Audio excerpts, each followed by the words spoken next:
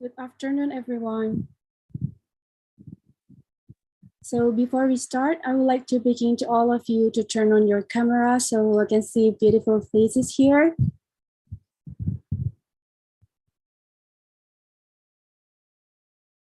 Thank you very much. So welcome to the 2022 online PreSchool for Interdisciplinary Summer School on Sustainable Rebuilding and Good Governance after COVID-19. And now it's officially open. I will really glad we have excellent people joining us. Good afternoon from Surabaya and hello for those of you coming from Indonesia, Netherlands, Germany, Canada, Switzerland, Nepal, Cambodia, Nigeria, China, India, Ghana, Eritrea, Kazakhstan, Pakistan, and many more. My name is Safira. I'm the MC for today and tomorrow's event.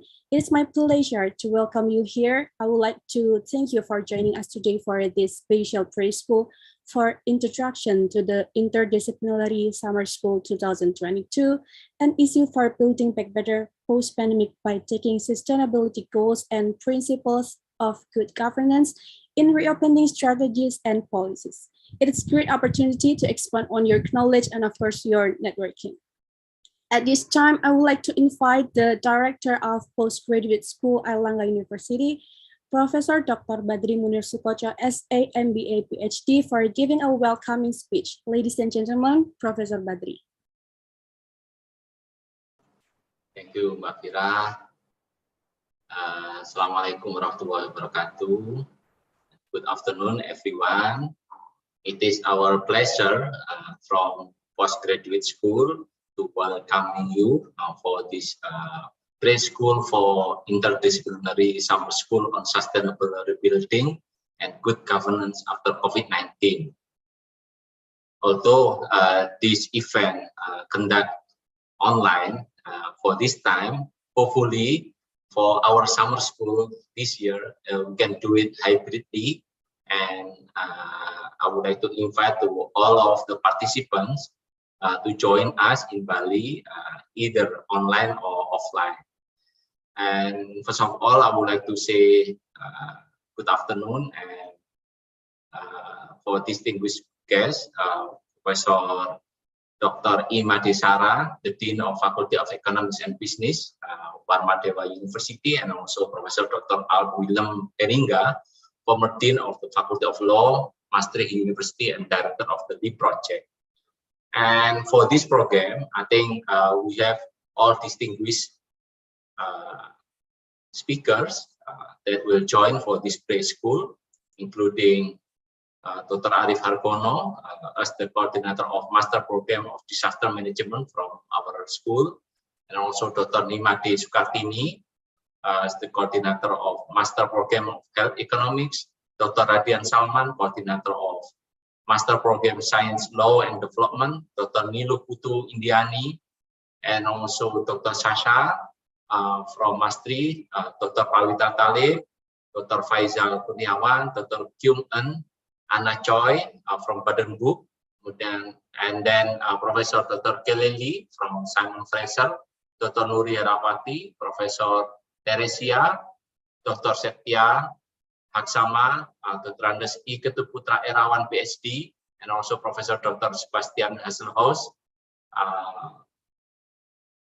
Mr. Iva Stamenkovic, and also Mr. Philip Stawisky. First of all, I would like to say that this PreSchool is the pre-event or preliminary agenda on such summer school for this year's event in Bali, and also based on the organization from our Vice Director, Professor Dr. Suparto Wijoyo, and also Dr. Rosa as our faculty ambassador. And also this pre-event is part of initial program that our school, our summer school will be introduced to all the participants with preliminary topics that will be in-depth study in the next summer. And the summer school will start on June 2022, and then will participate for this summer school. I think around from many countries, around 10 countries. Based on our record right now from Indonesia, around 64 people, and also Nepal, Cambodia, Nigeria, China, India, Ghana, Africa, East Africa, Kazakhstan, and Pakistan.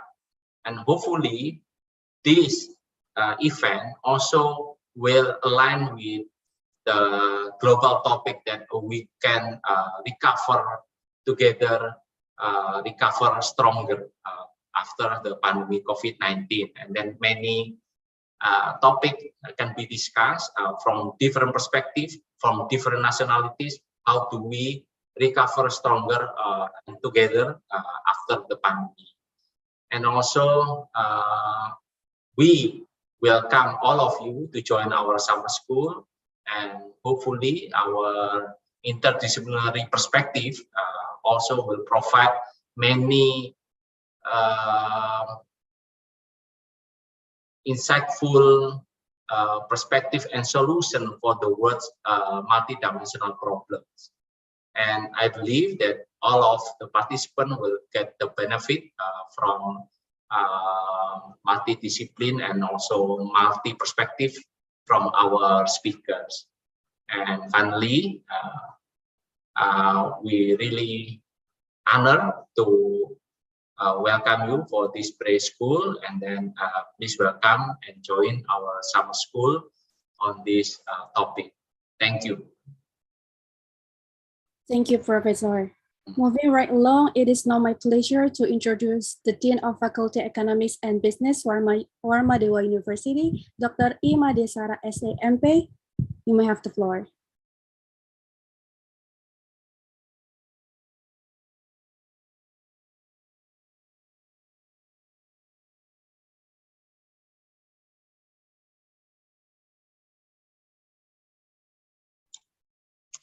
Hello, good afternoon.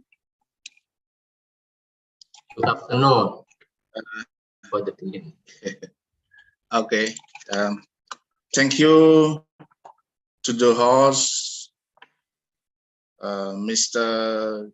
Safira Amelia, for time given to me. Good afternoon, ladies and gentlemen. Om Swastiastu. Assalamualaikum warahmatullahi wabarakatuh. Salam, Namo Buddhaya.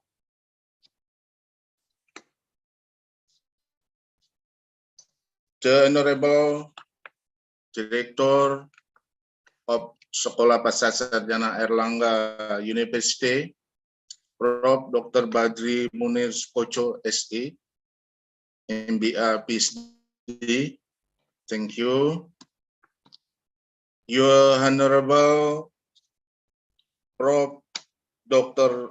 Art William Hariga, former Dean of the Faculty of Law, Maastricht University, and Director of the LAAP project,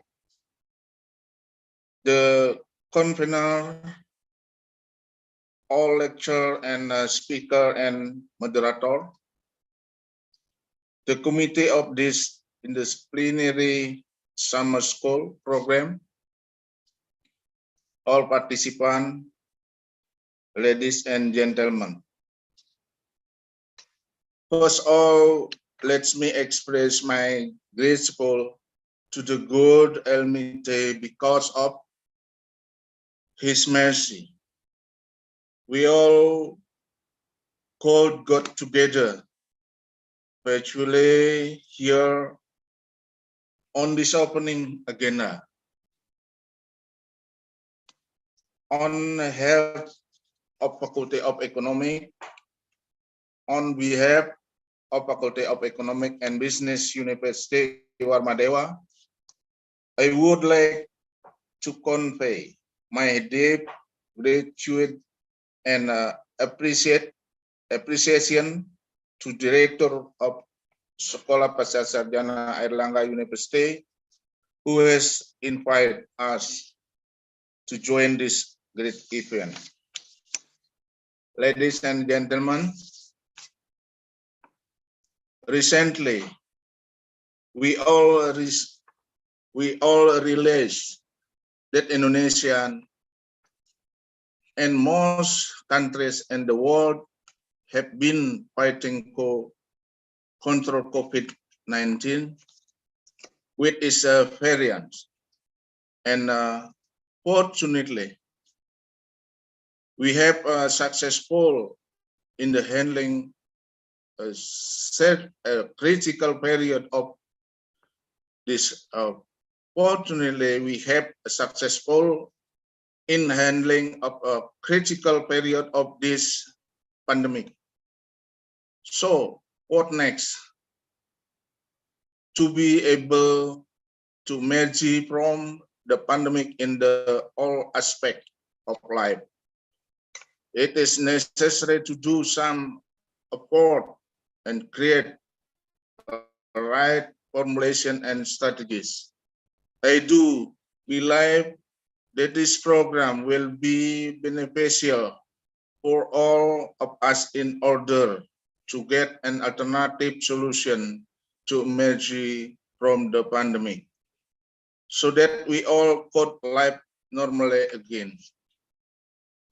Family to participant, I would like to say, have enjoyed all the agendas and see you on June 4 on-site summer school program in Bali.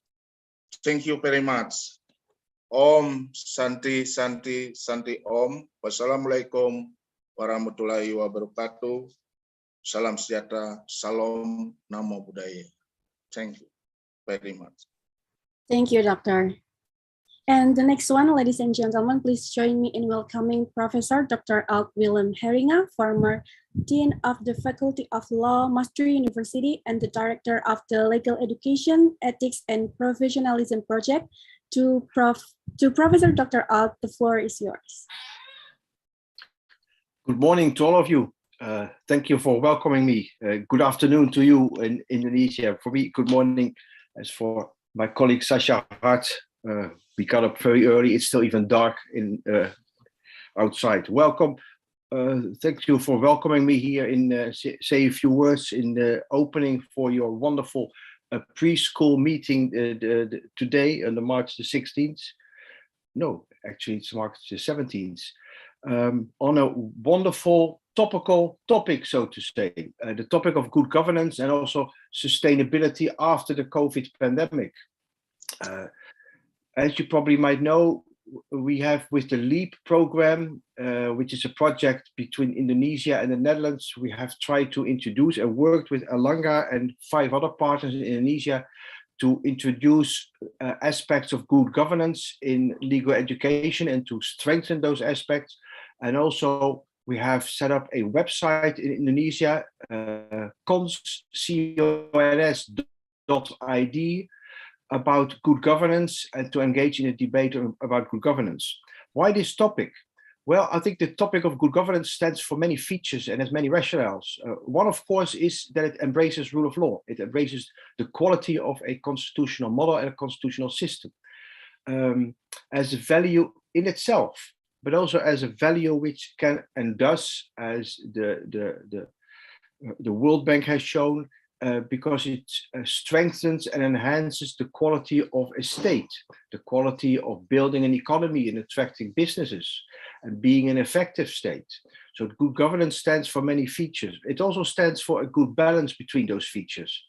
Good governance is not effective governance as such only. It is also good governance also embraces effective governance, being an effective state in combating COVID, but also taking care of other values in society. The rights of the people, the right to have decent healthcare, the right to be able to freely debate the quality of the fight against the COVID pandemic, and also the feature that after the pandemic, society might and will have to return to normal in the sense that civil liberties are being restored and are being improved again, and that people can be out and open and enjoy their civic lives. but also that states do take care of a good public health system, taking into account that a pandemic such as the COVID might be a recurring event. Let's hope not, but we have to, as a state, and we can keep our responsible officials in a state be responsible for building such a system. So it stands for quite a host, quite a large bunch of values and goals a state should strive for. And I think therefore it's a very interesting topic you have chosen. It is not an easy topic. I think it's a very complicated topic, and so the comparative perspective which you have chosen for today and also for the Bali conference later in June is very well called for and very welcome. So you are starting a challenging endeavor in this summer school, but I think it should be an example for many to follow. So I wish you all the best, all the luck, and you have wonderful speakers on your program and a wonderful organizing committee and organizers and conveners. So it should be, and it will be a great success for today and also for the June summer school. Thank you for having me here. Me get up a little bit early, so I have a lengthy day ahead of me. But thank you so much, and wishing you a wonderful school for today and tomorrow, and have a wonderful day. Thank you very much, Professor. And next, please allow me to introduce our extraordinary partners. So Interdisciplinary Summer School 2022 in the topic of rebuilding and good governance after COVID-19 is hosted by Postgraduate School Airlangga University, Surabaya, Indonesia, Faculty of Law, Maastricht University, Netherlands, as well as the Faculty of Economics and Business, Warmadewa University in Bali, in collaboration with Luzern University, Center for Law and Sustainability, Switzerland, and Brandenburg Medical School, Theodor Fontaine, Center for Health Services, Research, Germany. So last but not least to mention, this event are conducted by amazing people, Dr. Sari Sawarti from Airlangga University, Dr. Sasha Hart from Maastricht University, and Dr. Chandra Tuanku Arya Auliandri, SAMSC from Airlangga University. Dear conveners, please, the time is yours. Thank you so much, Safira, for having an introduction for us. So first of all, I would like to say hi to Professor Dr. Alt Willem Heringa, former Dean of the Faculty of Law, Maastricht University, and the Director of LEAP Project. LEAP Project is a collaboration institutional project between Maastricht University and Universitas Airlangga. And then Professor Dr. Badri Munir Sukoco, the Director of Postgraduate School, Airlangga University. Good afternoon. And then Dean of the Faculty Ekonomi Warmadewa, Dr. Imade Sara. Good afternoon, Bapak. And all the participants, on behalf of the convener, I have here Pak Arya and Dr. Sasha Hart from Maastricht University. Thank you very much for joining us in our pre-event summer school, interdisciplinary summer school on sustainable rebuilding and good governance after COVID-19. So this program is actually a pre-event program, and it is a sequel program that we will have an on-site summer school in Bali on June, yeah. And this pre-event program will be 2 days, and today is the first day and tomorrow will be the second day, and we will have many of incredible instructors which will speak with a special topic that we will also get it in depth in our on-site summer school in Bali on June. Yeah, so we hope that all the participants will also participate in our on-site summer school in Bali, there will be an explanation about program, and we will have a Q&A special session of question and answer for the upcoming program of summer school on sustainable rebuilding and good governance after COVID-19. Tomorrow for our last session. Yeah, maybe I will give the time also for my colleague, Pak Arya, as also one of the convener of this pre-event and the summer school. Pak Arya, please, the time is yours. Thank you, Bu Rosa. Welcome everyone to the pre-event of the summer school 2022 conducted by Postgraduate School Universitas Erlangga, Maastricht University, and also Warma-Dewa University. I would like also thank you to Pak Made Sara, Dean of Warma-Dewa University. Thank you, Pak Made, for kindly support on this special occasion. And on this special occasion, I would like also to invite everybody to join on the June event, in the main event of the summer school in Bali. And I do hope that everybody will have a good time in Bali during the June session in the Warma-Dewa University. I heard that the campus in Warma-Dewa is a beautiful campus, located in Bali, and I'm sure that Pak Made Sara, the Dean, will bring the best activity during the summer school in Bali. Ladies and gentlemen, dear participants of this pre-event, for today, our activity will be started by having the keynote from Dr. Arif Hargono and also Dr. Nima Deswartini, Dr. Radian Salman, and Dr. Niluh Putu. The topic is about the building back better, like economics and social challenges after the pandemic. On the first session, we will have notes, research about how the pandemic impact our environment, our activity, and so on. Basically, on the today's session, we will have all the keynote presenting their papers. After the keynote at 12:50 in this afternoon,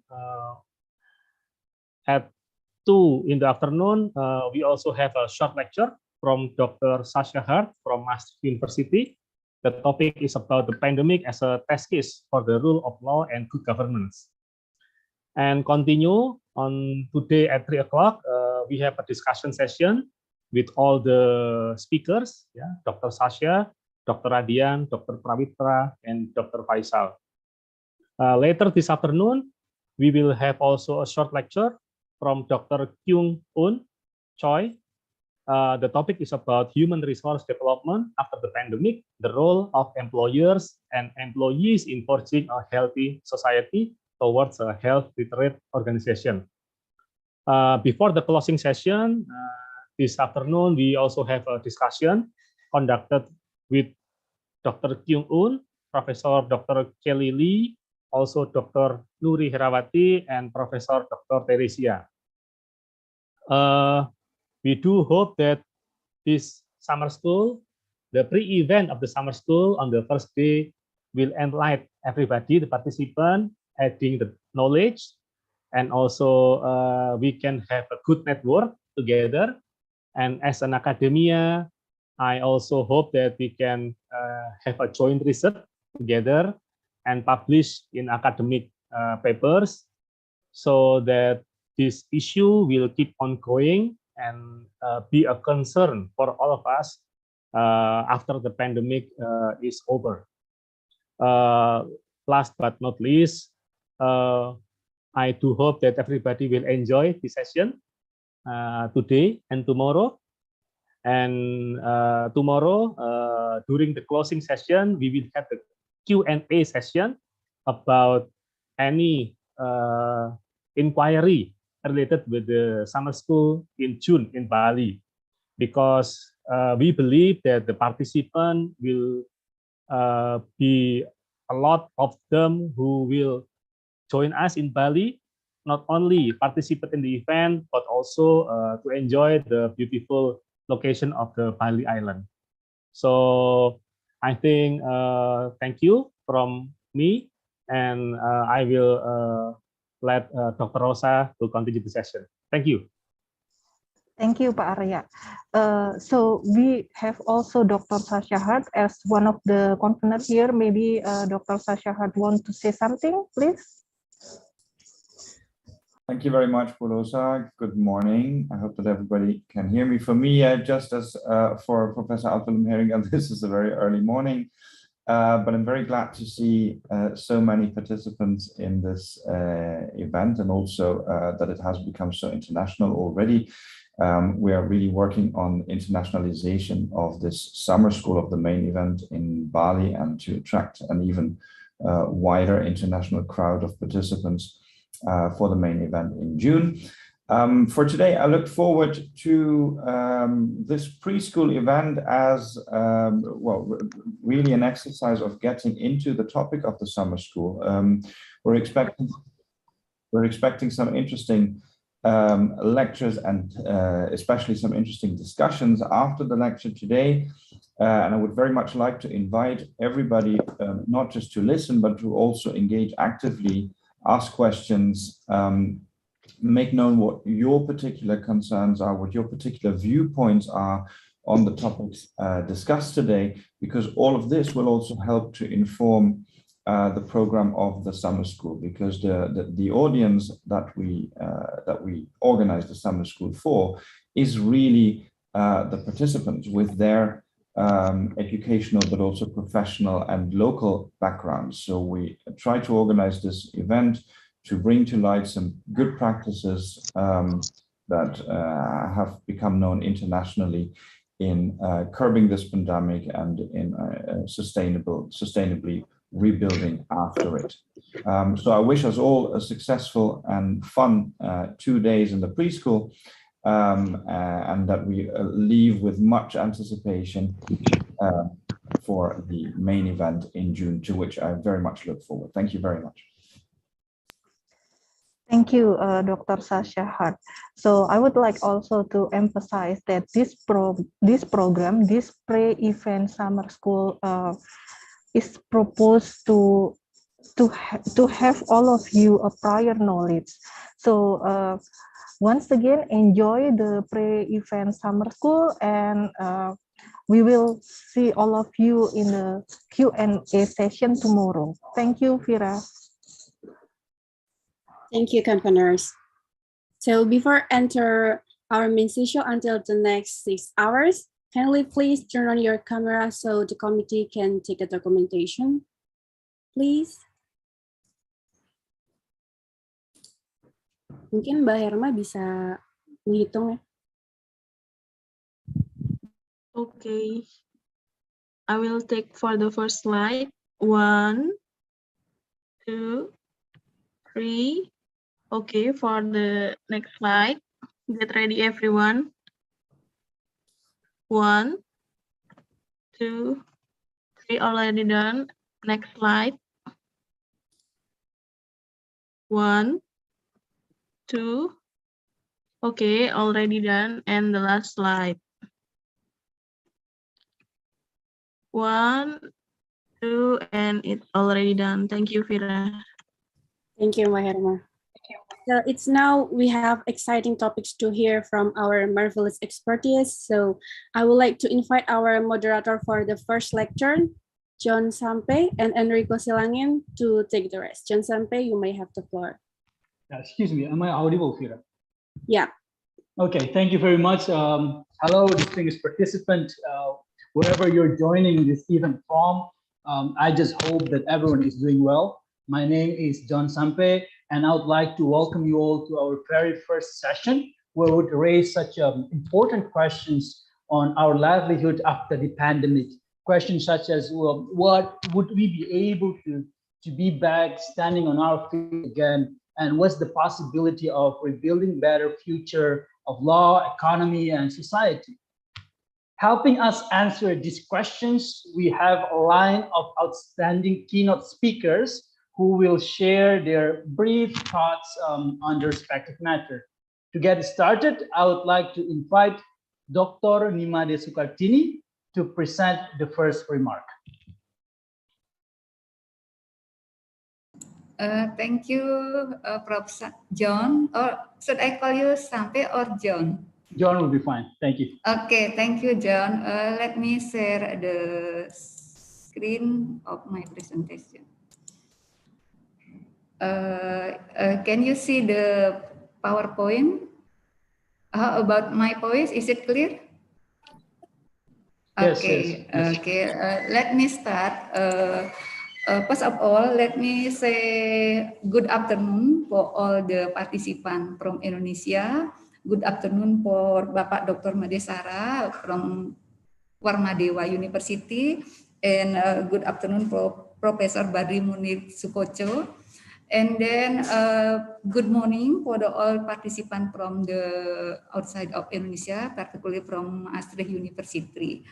The title of the today discussion is about Build Back Better, and we will focus on economic and health challenges after the pandemic. Okay, before we go, maybe let's us recall a bit about what is Build Back Better. So it's like a recovery process that lead to improve condition above and beyond the pre-shock condition. So recently we have a shock condition called pandemic COVID-19, but 3B also can be related with a process of build back after the economy experience disaster, economic crisis, and others. So how we will go through, maybe there is a good conversation between Alice and Kat. When Alice said, would you tell me, please, which way I ought to go from here? And then Kat reply, that depends on a good deal on where you want to get to. And Alice reply, I don't matter about where to go. And then Kat said, then it doesn't matter which way you go, as long as I get somewhere, Alice replied. And then Kat finally replies, oh, sure, you can do that if you only walk long enough.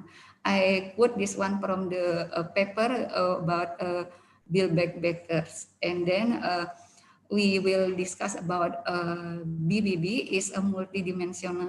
My colleague, Dr. Arif Argono, and the other presenter, Dr. Radian Salman and Dr. Indi will discuss from their background educational perspective from law and another points. Let me start from the economic and health perspective. From the economic perspective, COVID is a kind of long-term macroeconomic impacts.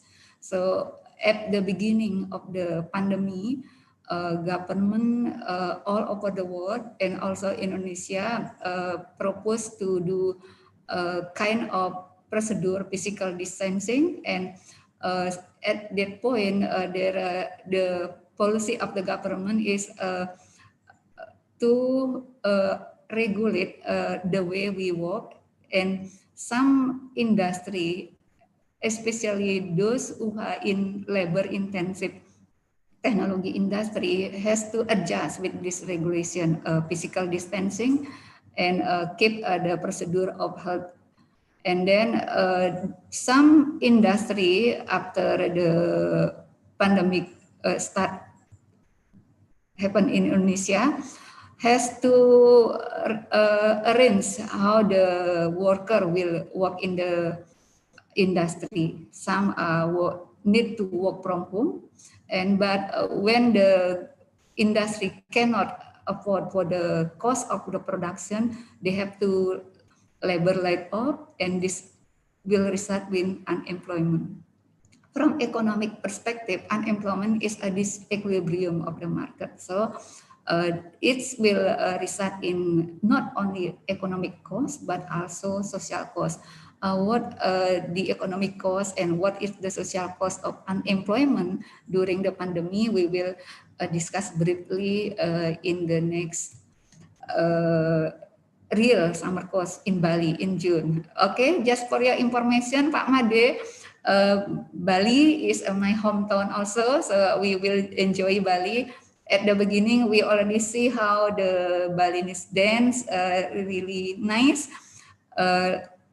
We hope all the participants will eagerness to know how we will enjoy not only the summer course in Bali, but also the view and the tourism industry in Bali. Okay, I will continue my talk.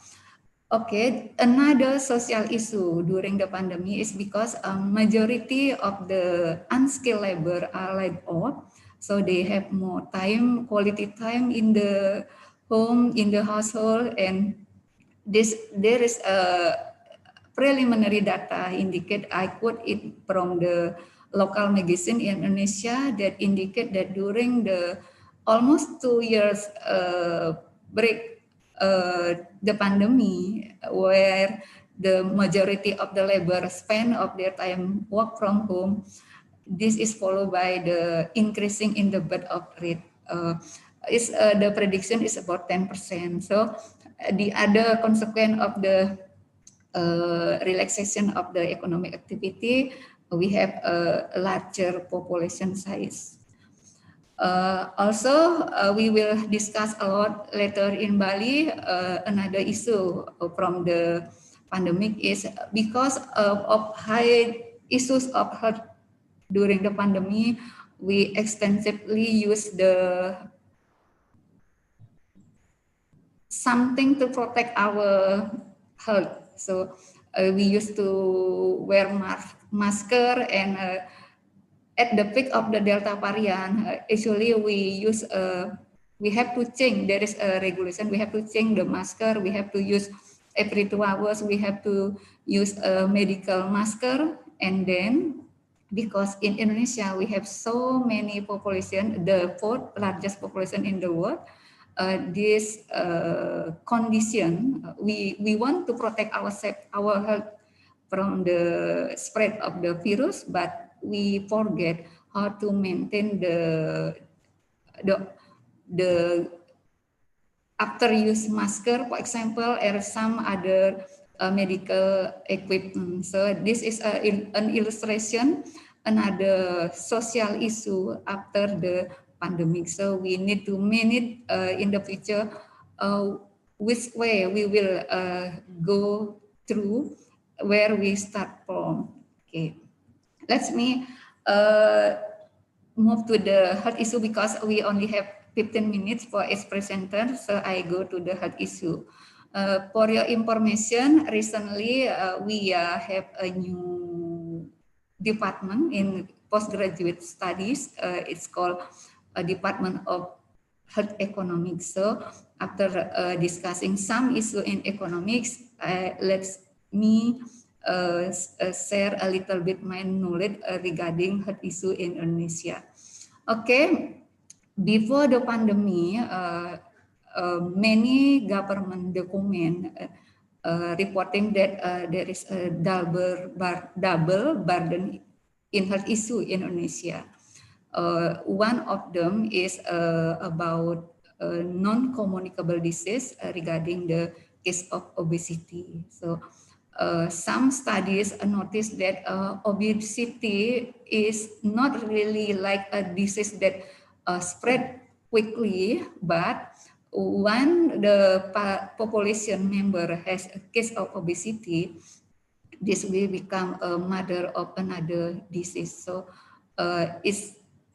it should be belong to one of the target policy from the government. So let us later discuss how is the obesity case between younger and older generation, and how is the double burden between, we haven't finished some issue in communicable disease, but non-communicable disease recently growing faster than the case of communicable disease.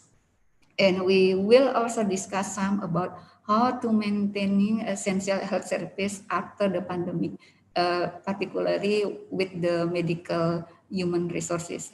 In terms of physical medical resources, maybe in terms of quantity of bed, quality of service, etc. So we will have a kind of interesting topic later on in Bali. Okay, for those students who are not recently reside in Indonesia, later on I will show us a brief result of our preliminary studies.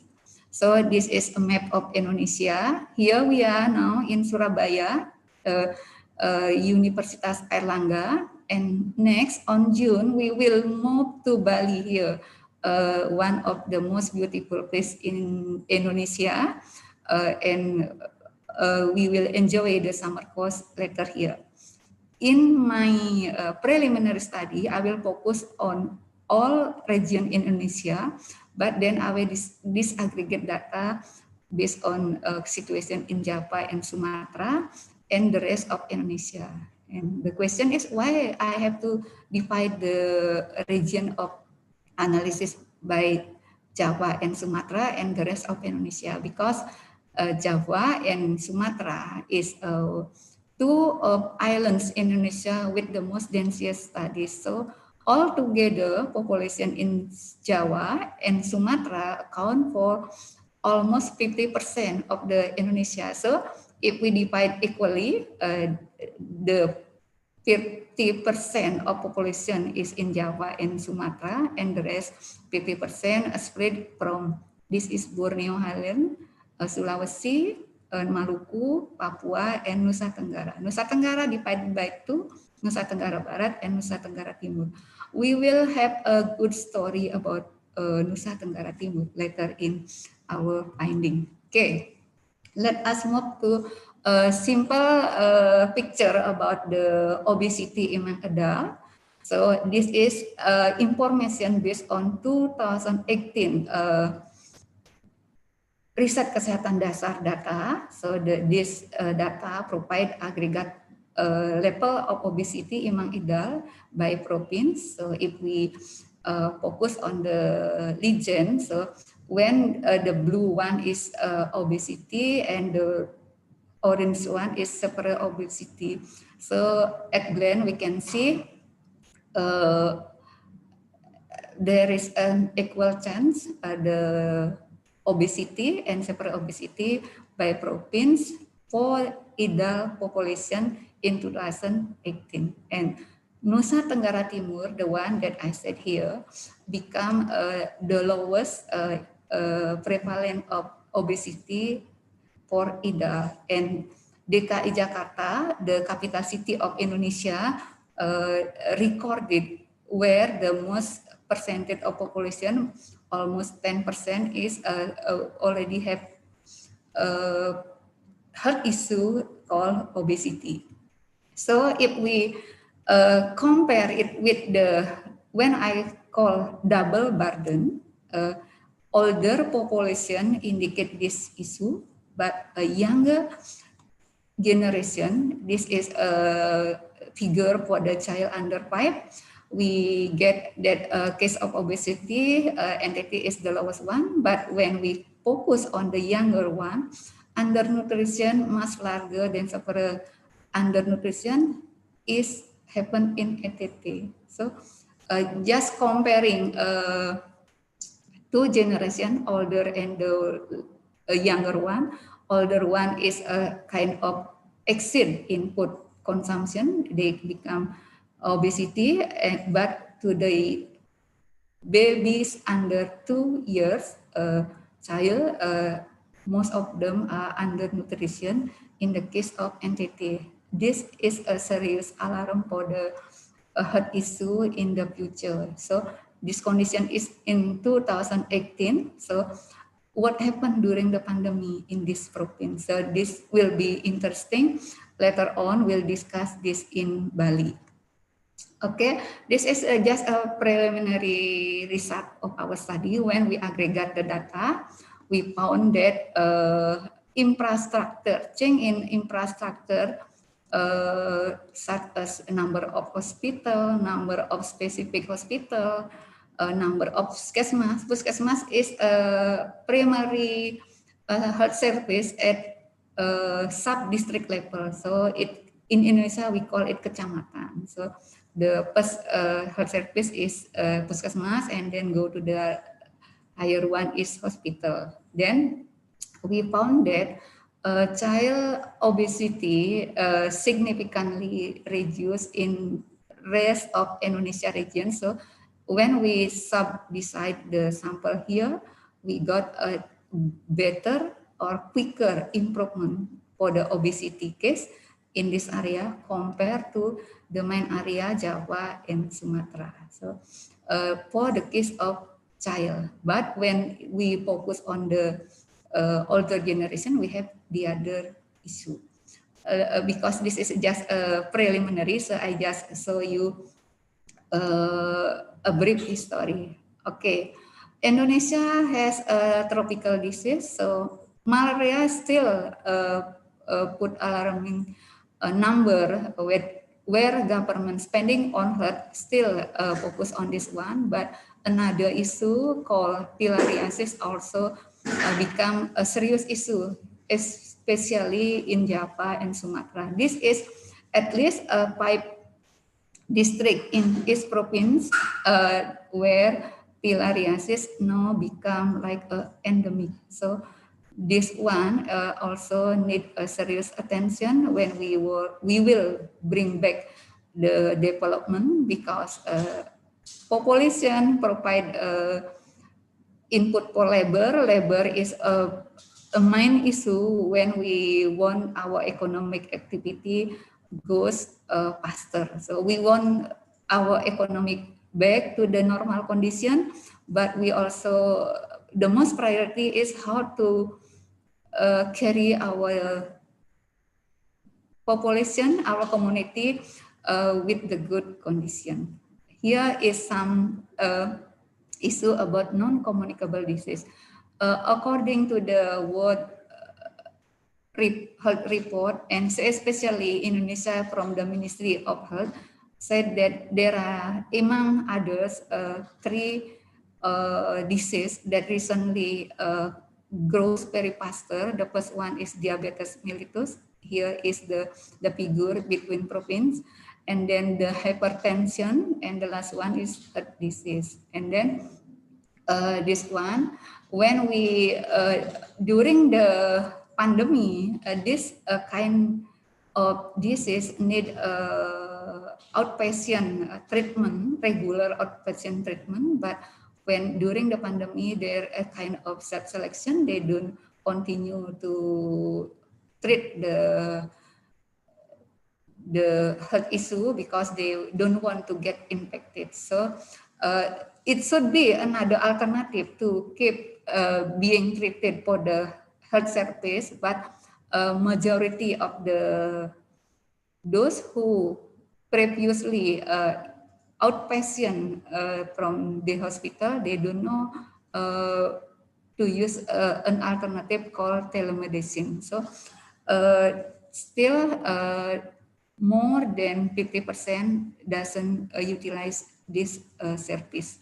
And then when we compare this participant to the income level, we found that it seems the worst of those family or household with the lower income level still just, how to say, do not continue to go to the health service because they worry with the viruses, and they don't know how to use the telemedicine program. So the better of one, on the other side, almost 55% they already utilize this one, telemedicine services. And then health service before the pandemic, we have, as I mentioned before, because Java and Sumatra is become the most densiest islands with the population in Indonesia, the number of doctor and another health worker is focused in this area. Almost universally provided in every district level, in sub-district, and this information is in district level. However, when we adjusted the figure at level with the population size, we have different issue here. Now, in eastern part of Indonesia, become a share of doctor per 10,000 population is much better in eastern part. Maybe if we reverse back to the preliminary result, this is another reason why incident of obesity for the adult is relatively lower in eastern part of Indonesia compared to those one in Java, in Sumatra. This is the situation pre-pandemic in 2018. So one question in our mind is, do the ratio of doctor, health worker per 10,000 population remain the same after the pandemic when we began our recovery process? Because there is an issue, one of the serious victim between the community is the health services. Doctor and midwife, nurses become a victim of the pandemic COVID. Okay. That's all a preliminary issue that we will cover later on in the summer course in Bali. And thank you, Prof. John Sampe. I give back to the time for you. Thank you. Thank you very much, Dr. Sukartini. Following her presentation, our second speaker, Dr. Arif Hargono, would address his points of view. Please, Doctor.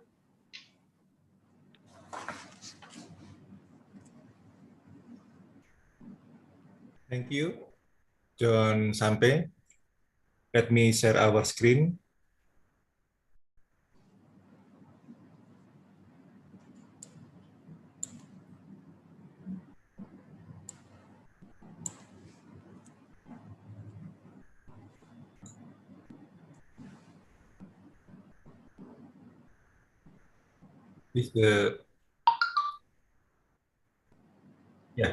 Thank you very much for the opportunity to give us to share our expertise and related to Buildback better. From the disaster management perspective, my name is Arif Hargono, as the study program coordinator in master program in disaster management postgraduate school of Universitas Airlangga. Like Bu Made mentioned before, that this is our problem now, COVID-19 pandemic coronavirus, and this is the disease, and the virus is called the SARS-CoV-2, severe acute respiratory syndrome coronavirus 2, and this virus first discovered in pneumonia suffer in Wuhan, China, in December 2019. That's why the virus called COVID-19. This is a new strain of coronavirus that has never been found in human, and genetically close to SARS-CoV, which caused SARS, severe acute respiratory syndrome, in 2023, and this is the RNA virus, So this is the kind of virus that is easy to mutation. And if we saw the global situation right now, I tried to extract the data from the WHO in 15 March. This is the global situation right now. We can see in some region, there is the pattern or trend of the COVID-19. And this is the wave, first wave in December when the Alpha variant, Beta variant, and Gamma variant happen in England, Africa, and Brazil. And the second wave when in the Delta variant, in June and July. Yeah, this is the one of the biggest effect on the health system, because there are a lot of people sick and dead because of the COVID. And right now in December and January, yeah, in early 2022, yeah, the number of COVID already increased because the variant of Omicron, and in the February and March, yeah, the number of COVID looks like the increase. So I think this is the that's why WHO said that the pandemic will become the endemic. And in Indonesia situation, we can see the similar situation from the global, because the January 2021 also the number of COVID increased, and in the July, when variant Delta happened in Indonesia, so the number of COVID also increased, and now in early years, yeah, the number of COVID increased because of the Omicron variant. The WHO said that pandemic COVID become the endemic.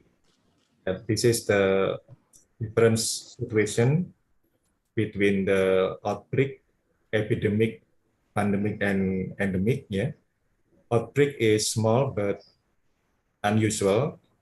Yeah, an outbreak is a marked increase in case of disease. Yeah, often small beyond the expected number of cases. This is the example, unexpected cluster of pneumonia case in Wuhan. Yeah, public health official now know that the spike in the pneumonia cases, they represent an outbreak of a new type of coronavirus. And the epidemic is bigger than the outbreak. Yeah, bigger and spreading. An epidemic is an outbreak in a wider geographic area due to inadequate or delayed containment effort.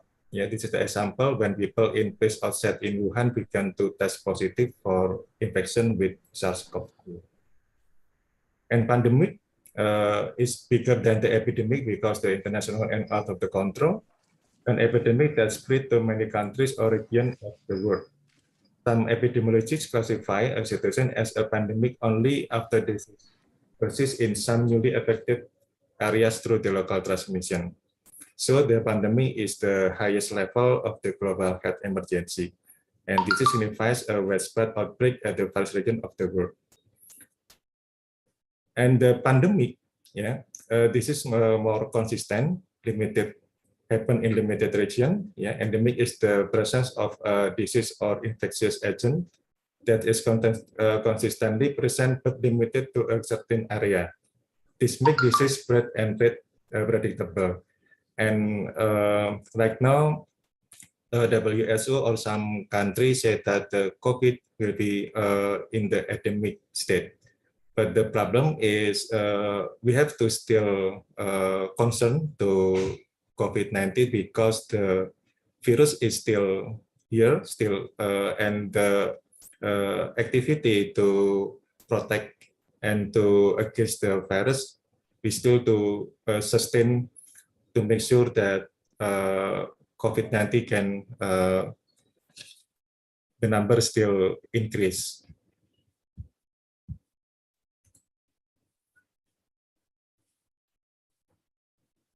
And these are the national law record concerning to disaster management. Yeah, this is also the part of non-natural disaster, because the non-natural disaster are disaster caused by the non-natural event or series of event. Yeah, including epidemic and disease outbreak. And because we can see that the outbreak is the disaster, so we can use the disaster management concept, yeah, to overcome the problem. And from the disaster management, it consists of pre-disaster, disaster and post-disaster. In pre-disaster, include activity related to prevention, mitigation, early warning system, and preparedness. And in the disaster step, there are activity like the emergency preparedness, emergency and emergency transition. And in the post-disaster, we have the activity related to rehabilitation and reconstruction. So when we try to overcome the COVID-19, we can use the disaster management concept as the concept or framework to overcome the COVID-19.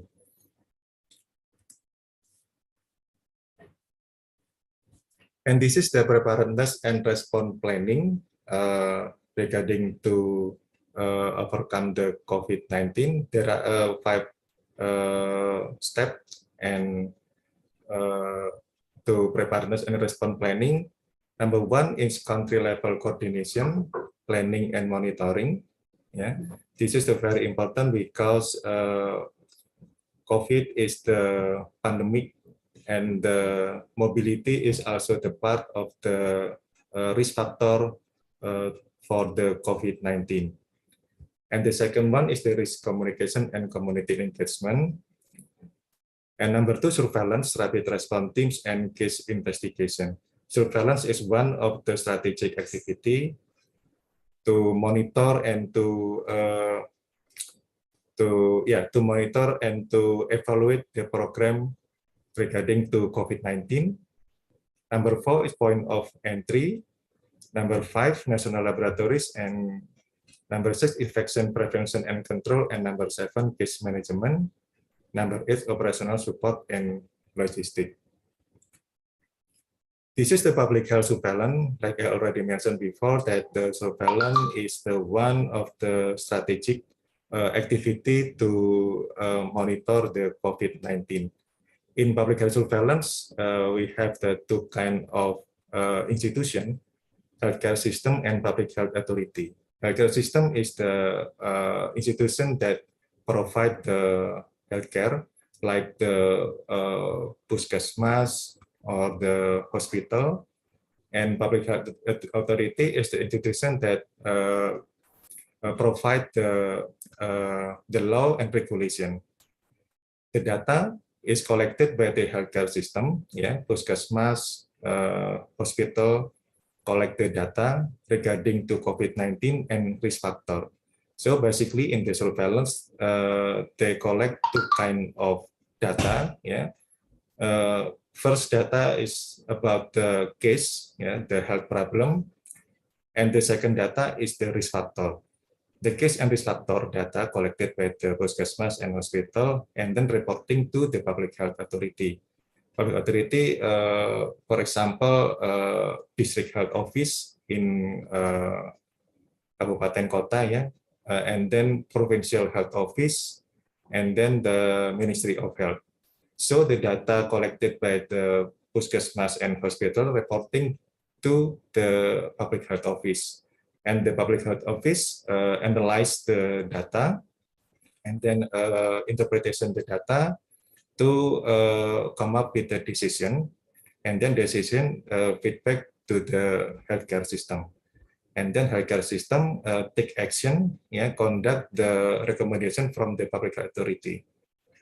And when the puskesmas or hospital conduct the activity, continue with the evaluation to make sure that the action running well and can overcome the problem. And this is the cycle. So this is the systematic ongoing activity. So surveillance is systematic ongoing activity. So the problem collected regularly and then reporting regularly, and this is become the systematic activity to make sure that the trend or pattern of the problem in the community can be recorded by the system. So with the surveillance system is, like I already mentioned before, that with the surveillance system, we can monitor, we can what's the activity, what's the problem, you monitor the problem in the community, including COVID-19. When the case of COVID-19 collected by the public health center and reportedly reporting to the public health authority, this is as activity for the surveillance to make sure that data or activity or COVID-19 in the community can be monitored, and then continue with the decision to overcome the problem.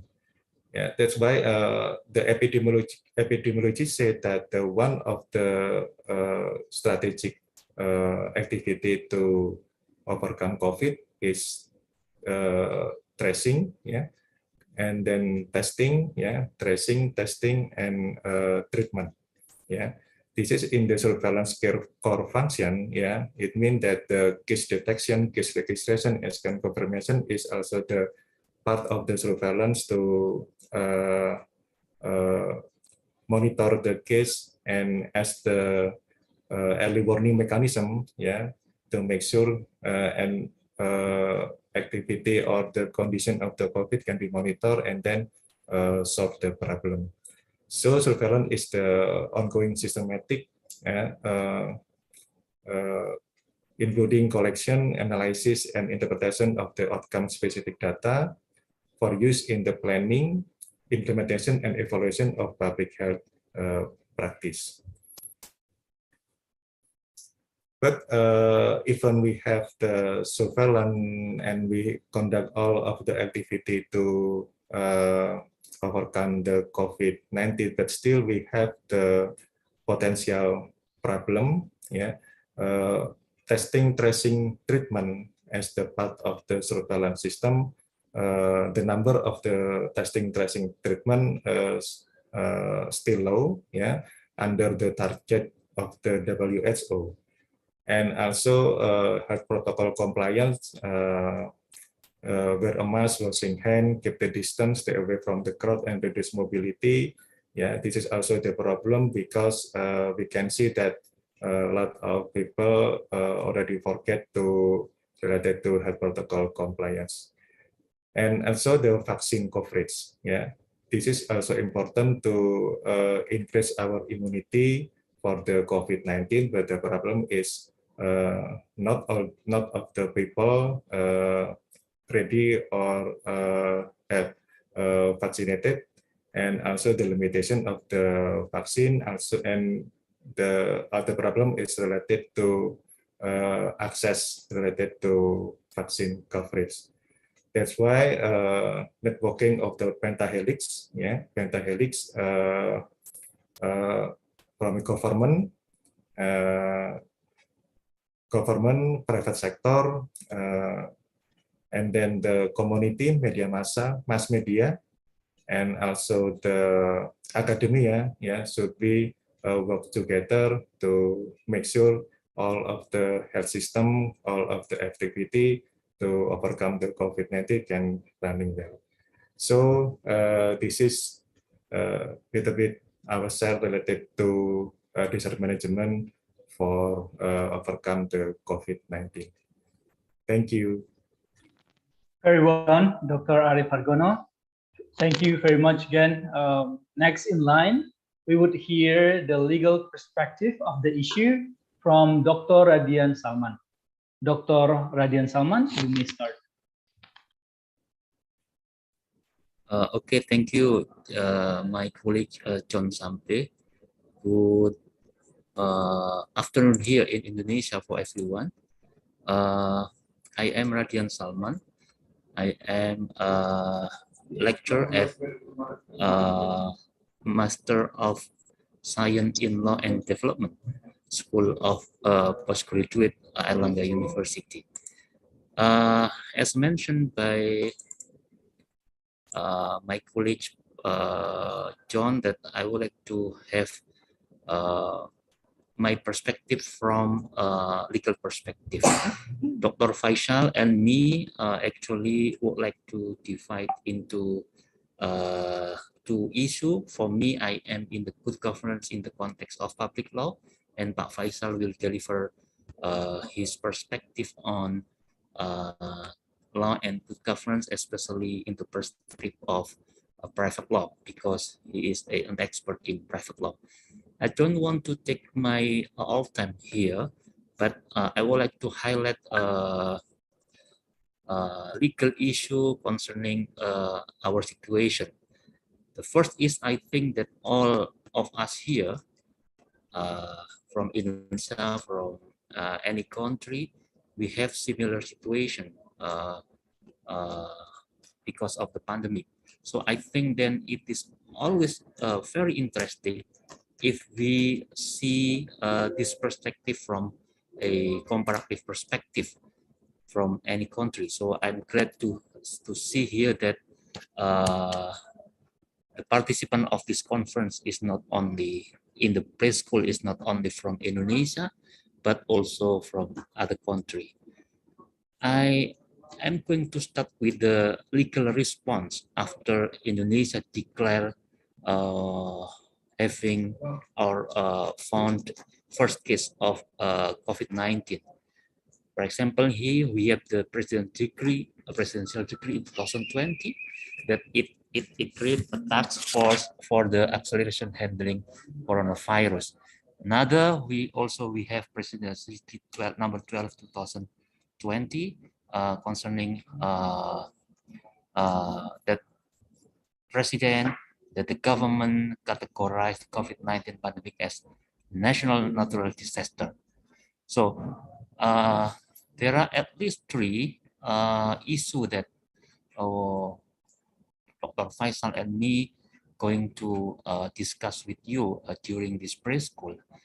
First is that we have to put our perspective in the context of principles underpinning all aspects of emergency response. First, that we have to ensure legal certainty and clarity in public communication. It is always concern of the people. Why? In the context of Indonesia, because government always have new policy, have new law responding the situation due to COVID-19. For example, now it is not necessary to take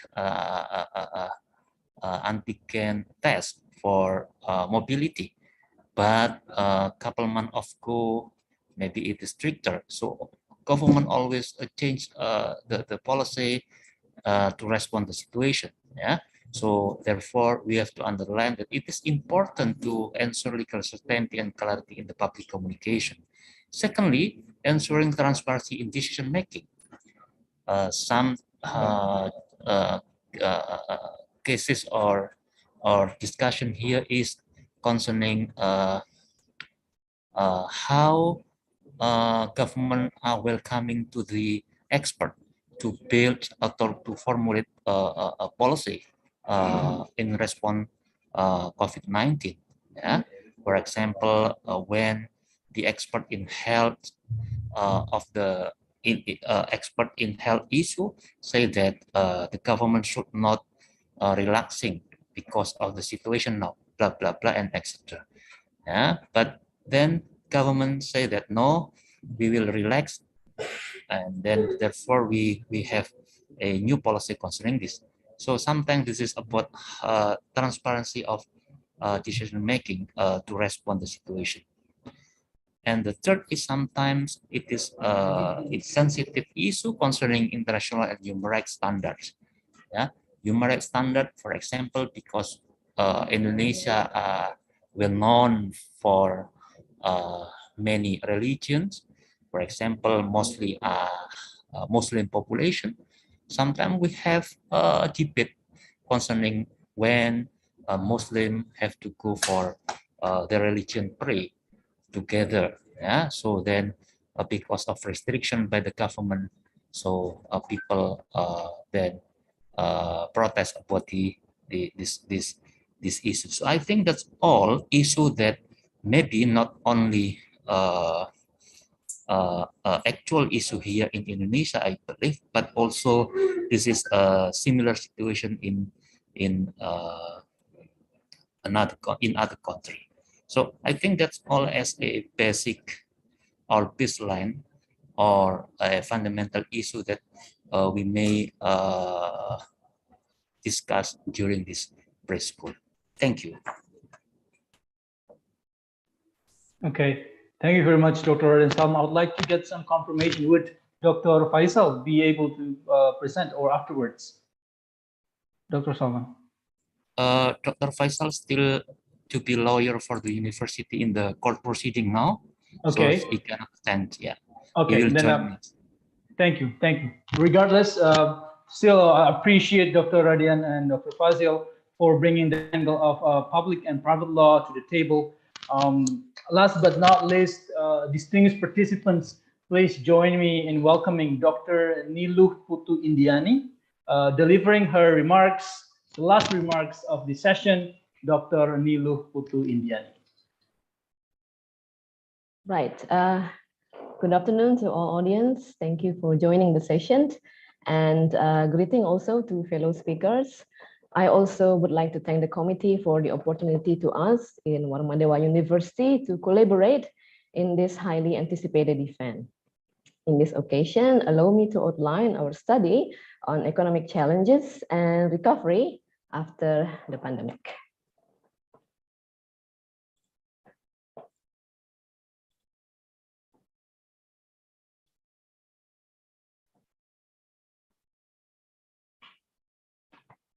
Right. Has it displayed on the screen, Mr. John Sampai? Yes, ma'am. Yes, ma'am. Thank you. Right. Yes, as we are already aware that there are several key socioeconomic impacts that countries face due to the COVID-19 pandemic. They are macroeconomic stability due to a fall in trade volume as external demand dropped significantly. And many countries temporarily close their borders, which disrupt international and regional trade and supply chains that further cause decline in GDP and trigger inflation. Restricted mobility affects some sectors, mostly tourism, entertainment, education, and manufacturing. And this also limits migration and therefore remittance, as we know that some countries rely on foreign remittance as one of the main sources of foreign exchange and household income. The informal sectors in general and small medium enterprises in particular have been hit hard by COVID-19. Many SMEs are now closed as they could not sustain themselves through reduced demand and restriction of mobility, leaving many informal sector workers unemployed. Economic hardship then leads negative impact to socio-cultural aspects, which are rising poverty and inequality, which in turn trigger social tension and crime.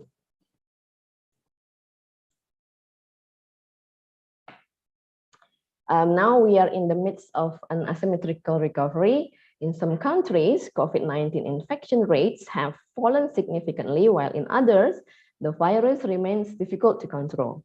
However, economic recovery is central to their forward-looking agenda, and without a broad-based economic expansion, it is difficult to address other challenges, for example, education and healthcare. And the IMF recently announced a global growth projection to moderate from 5.9 in 2021 to 4.4% in 2022. This projection is based on the global financial conditions and supply chain. And in an effort for recovery, although businesses are the engines of the economy, it is the government who create the environment and structure that enable enterprise to flourish. Yeah, we go to the next slide. Government, they could evaluate combination of the following intervention to support economic recovery. They are increasing investment and revenue, reducing costs, encourage innovation, and support workforce readiness. We go to the first, some approach could be taken in an effort to increase investment. They are providing direct capital injection through investment, loans, and grants. The government could also inject capital into the banking system to spur investment, increasing activity through public-private partnership structures, and attracting incoming foreign direct investment and stemming the loss of outgoing FDI.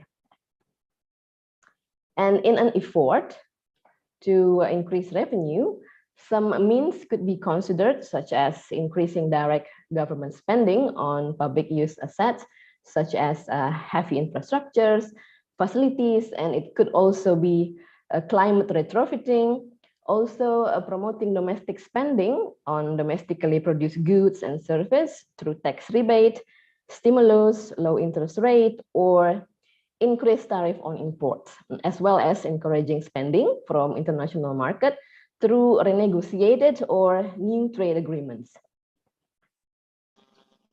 Some ways to reduce costs, for example, reducing taxes on business and or individuals, providing concessions on government service, for example, utilities.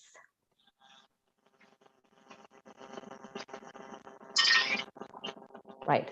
Encouraging innovation is also an important agenda to improve economic value and as a mean also to enforce a knowledge-based economy.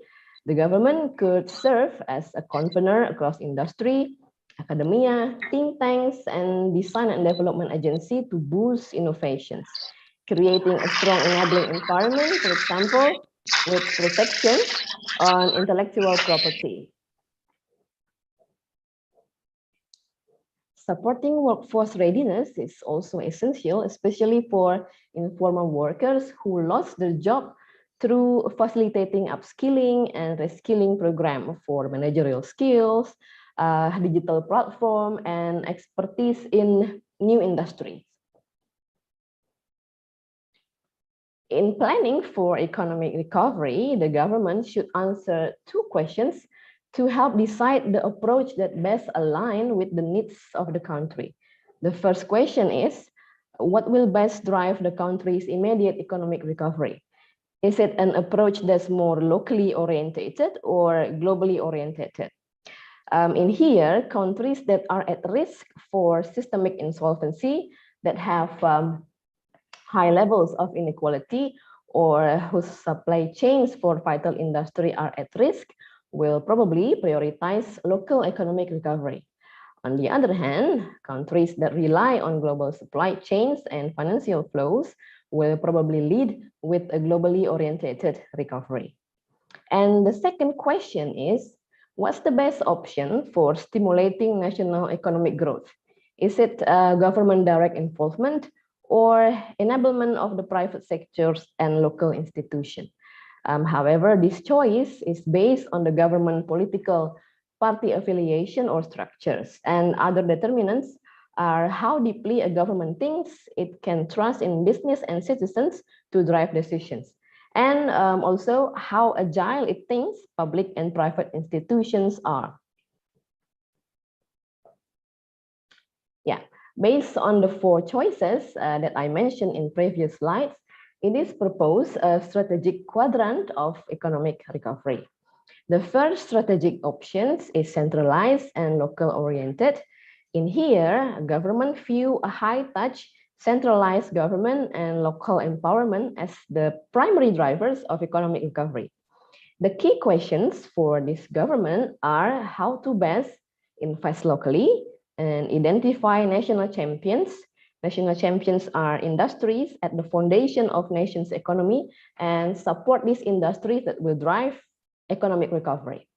The government could also promote domestic spending through cash transfer programs, protect local business from foreign competitors, safeguarding industries that are vital to national security, and also to promote export.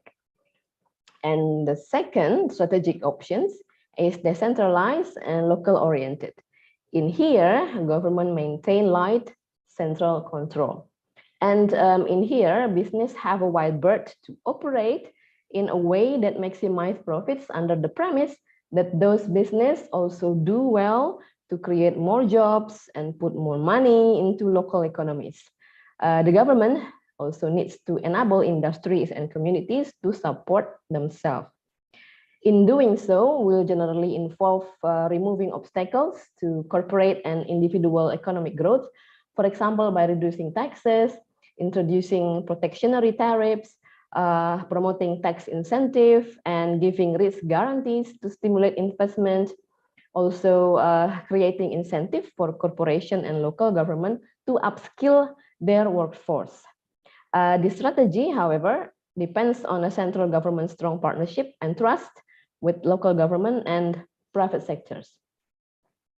The third strategic options in this quadrant is centralized government and globally oriented. In here, government foster alignments among local governments and the private sectors to support a national but globally influence priorities and values. This government identify and assist local industries that have a global competitive advantage, promote innovation in these industries to a broader global agenda, and create regional supply chains to strengthen their national positions. An implementation of this strategy is providing national champions industries with a skilled workforce to compete in a digital world. And the fourth strategic options in the quadrant is decentralized and global oriented. In here, government set the direction of their globally aligned national policy, but still rely on the markets to carry it out. So in here, government use interventionist policy sparingly, primarily to reduce obstacle for the business sectors or to create a more competitive environment, for example, by injecting liquidity into the financial sectors, reducing taxes, providing tax incentive and risk guarantee, as I mentioned before, and creating a business-friendly environment to encourage foreign direct investment. Also, an important thing to note is free market economies driven by a global agenda without significant regulation, for example, like tariff protection or support, for example, like targeted upskilling programs, it might result in the loss of small business and industries that cannot compete without these interventions. In this unprecedented environment, economic recovery will probably be marked by instability and change. Government and business need to work together to create a more efficient working relationship to achieve economic growth with 4 guiding principles. The first principle is build and communicate a national vision statement that includes roles for every stakeholders to create stronger society. So in this principle, everyone has a role to play in this new vision, and businesses of all sizes should see themselves reflected in plans to rebuild the economic engine and help to create inclusive, skilled workforce and sustainable value and supply chains. The second principle is to get buy-in from the private sectors on social issues. Social issue, which has long been the sole concern of governments, now have become an issue also for business, because stakeholders, they begin to demand that business use their resources to lead positive social change. So therefore, government and business, they must identify new ways to work together to drive this meaningful change. And the third principle is strengthen or build communication channels to work together. Government and business must strengthen channels that allow them to communicate with one another. Roundtables, liaison offices, and other solutions should be considered and widely implemented to ensure open and active dialogue. The fourth principle is to improve mechanism and incentive for transparency. Stakeholders are now insisting that businesses take action on social issues and report transparently on those actions. As a result, business, they must reevaluate their strategies and operating models. Government can support businesses by providing economic incentive in the form of capital support, tax breaks, preferential treatment on government bids, and more, for companies that can demonstrate a sustained good faith effort to address social issues. And I highlight the underline or highlight the bottom line is government and business, they need to collaborate to be able to create economies that simultaneously drive growth and lead to more inclusive societies that benefit all. So that is our outline on the topic. Thank you for the attention. Greetings from Bali, and we look forward to seeing you all in Bali. Thank you, Mr. John Sampai. Thank you. Thank you very much, Dr. Indiani, and all the previous speakers for the enlightening sharing. We, at least I personally appreciate having this quite complicated topic introduced and clarified from numerous academic disciplines being health, disaster management, economy, law, and social study. These academias, dear participants, I think have been showing their utmost dedication on their field during this time of uncertainty. They analyze the main problems and come up with the findings which is being presented to us in this platform right now. Truly outstanding line of remarks. Dear participants, to have even further look at this matter, or to get to the bottom of it, there will be a couple of lectures and discussion sessions available afterwards. But beforehand, we would take a 10 minutes break and return here at 1:45 p.m. Jakarta time.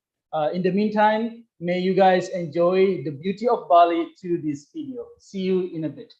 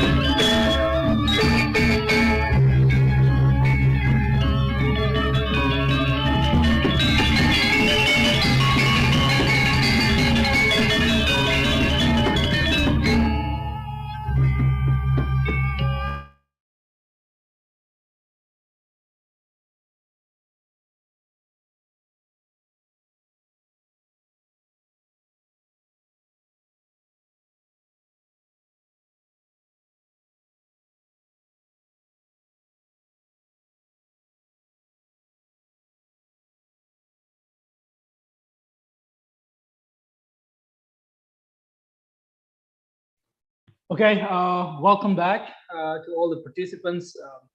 I can still feel the maintained enthusiasm among all of us, hopefully.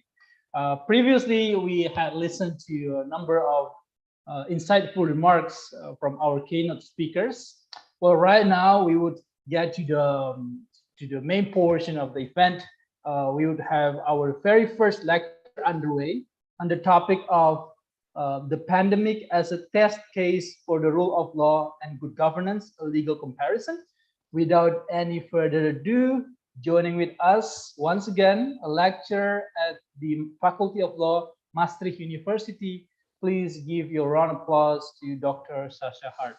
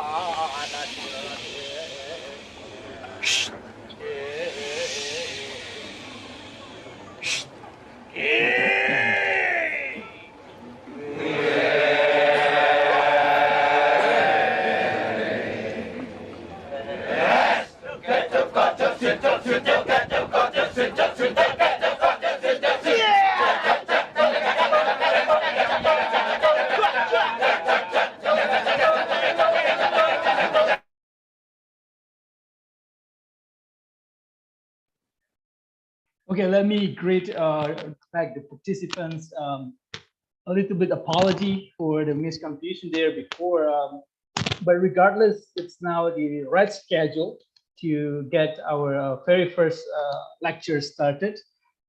We would like to hear the first lecture on the topic of the pandemic as a test case for the rule of law and good governance, a legal comparison from our lecturer at the Faculty of Law, Mastery of Law. So please welcome once again, Dr. Sasha Hart to the platform. Dr. Sasha, if you can hear me, you may start. I can hear you. Thank you very much. And apologies that I was not available a couple of minutes ago. I had looked at the schedule. No problem, no problem. It's on me. So I'm here now. Thank you very much. Apologies to the audience. And I'm very happy to have been given the opportunity to actually open the series of talks today. Allow me to share the screen. My talk has the title, "The Pandemic as a Test Case for the Rule of Law and Good Governance, a Balancing Act." Now, a test case, I call it because obviously the pandemic, and this is probably clear to everyone who has been following the news in any one of the countries, and all countries have been affected, where the pandemic has hit. It's a test case because the pandemic does not really, does not really bring out the evil forces that lead to democratic regression and a regression of the rule of law, but it certainly creates tensions that have affected the rule of law very negatively in many countries. So in this talk, what I would like to do is go through a couple of the factors that make this pandemic such a difficult situation for the rule of law, democracy, constitutionalism, and related themes. Before I start, allow me to make this clear with a little anecdote. When the vaccines against the COVID virus first became available in my native Germany, they were, of course, very scarce, as they unfortunately still are in large parts of the world. In some countries in Europe, vaccines are now, 2022, available in abundance, and the problem is rather that too many people do not want to take them. But at the beginning, when they first became available at the beginning of 2021, vaccines were very scarce, and governments had to draw up plans how to distribute them in an equitable and fair manner, and how to reach the most vulnerable groups in society first. And we know that this virus, the COVID virus, affects elderly people most gravely. The older you are generally, or the sicker you are, which very often goes hand in hand, the more vulnerable you are to this virus, and therefore it made sense to governments to distribute the vaccines to the oldest people in society first. Only there was a problem, and that this reaches the core of good governance and the rule of law. In Germany, we know very, very strict rules on data protection. And therefore, the government in many of the states, Germany is federal, and the distribution of vaccines was in the hands of the states, did not have at their disposal any comprehensive lists of the population which indicated the age of the people. So government had no way of finding out whom to address, whom to invite first, because it was impossible to basically see who was above 80, who was above 90, who was above 70, to get them vaccinated first. So in one of the German states, they resorted to a very creative method. They turned to the local postal service, who had a complete list of names and addresses without age, and asked them to guess on the basis of first name which generation somebody might belong to.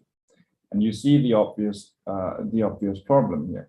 First of all, it ignores everybody who has a name which was slightly unfashionable at the time they were born. And second, it certainly ignores everybody who's foreign, and Germany has millions of foreign residents. So obviously this is not the way to go, but it highlights the tension created between the need to act efficiently and effectively in the pandemic, and with the best of intentions, namely to distribute the vaccines to the most vulnerable groups first. And on the other hand, to uphold other high legal goods. And in Germany, one very high legal goods is data protection and data privacy. So not letting the government know how old everybody in your household is part of that. So these kinds of tensions exist even where no evil forces are at play, even where no plan of the government to usurp power and permanently bypass democratic processes is actually happening.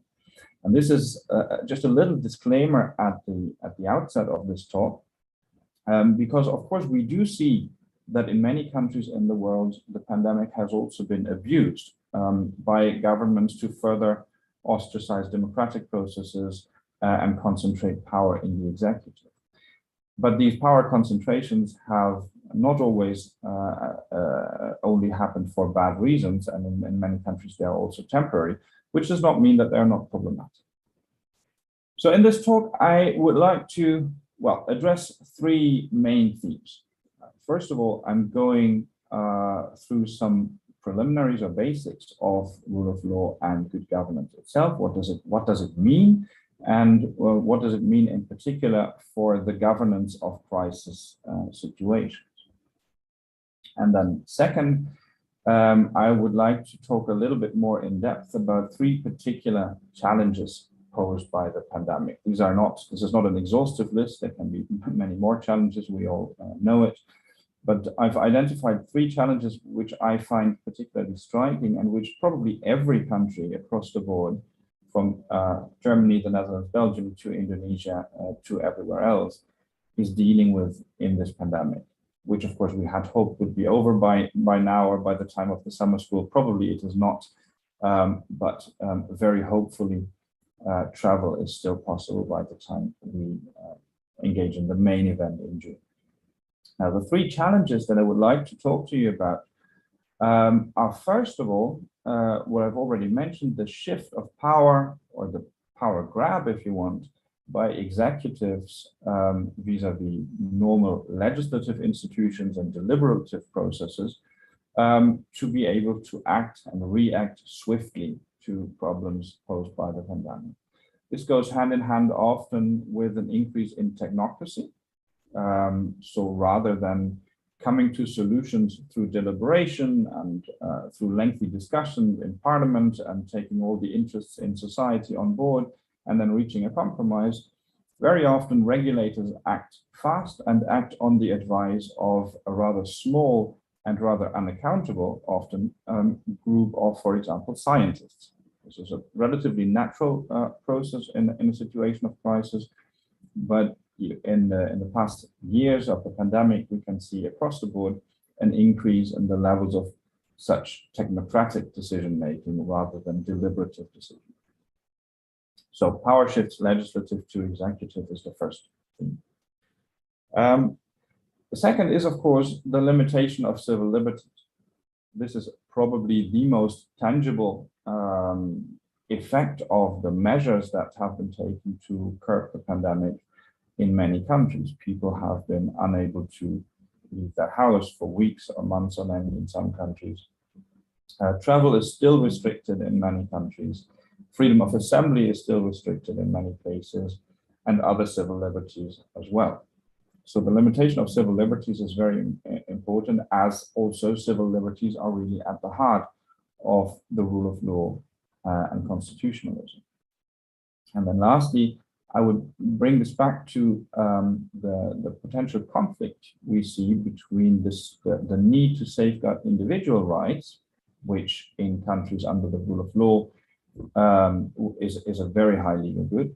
And on the other hand, the purpose of states, which is to protect and enhance collective welfare. And I would like to say a few words about that later on. And then at the very end, and very tentatively, because actually this is more an open question, which I hope we can discuss at length during the summer school, which is really what this program is for. I would like to briefly go into some possible lessons for the future. Now let's start with the rule of law and good government. What does the rule of law mean, first of all?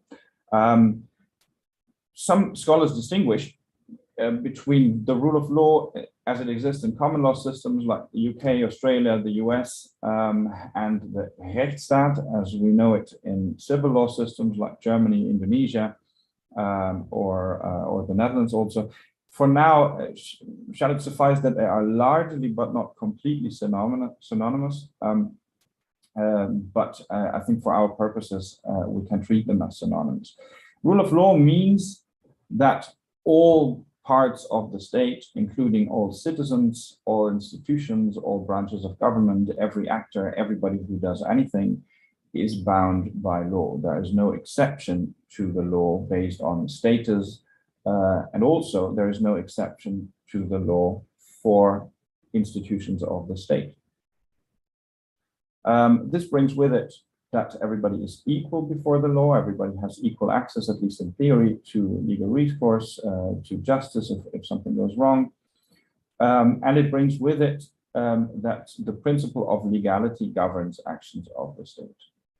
So whenever the state does something which is not in line with a decent and valid legal basis, for example, if the state takes a measure that does not allow you to leave your house for a month, but does not have a decent basis in law, which in turn has a decent basis in the constitution of your country, then the chain of legality is broken, the principle of legality is violated, and that action, this measure, the curfew, could be challenged in court.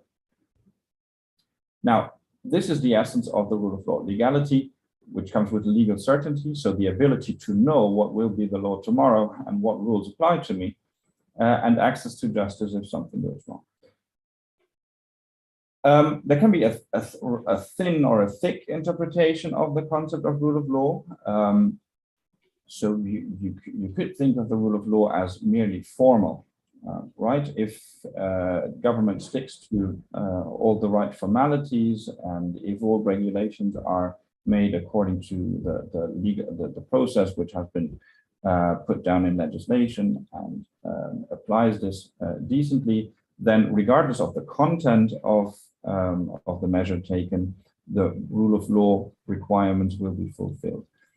thick interpretation or more encompassing interpretation of the rule of law actually mandates that the rule of law includes things like fundamental rights and full, the full observance of individual rights.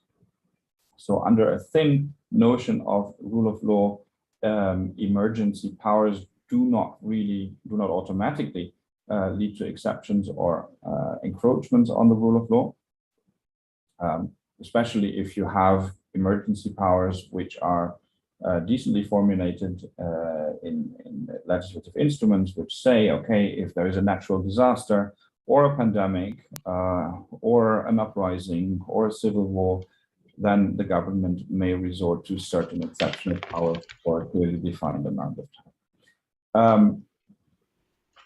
If you operate a thick interpretation of the concept of rule of law, that is rather less the case, because then certain notions of fundamental rights, guarantees also for individuals, are already automatically included in the concept. A slightly more elusive term than the rule of law is, of course, good governance. Good governance is, in principle, a standard that we operate in the evaluation, assessment of the manner in which state power is exercised.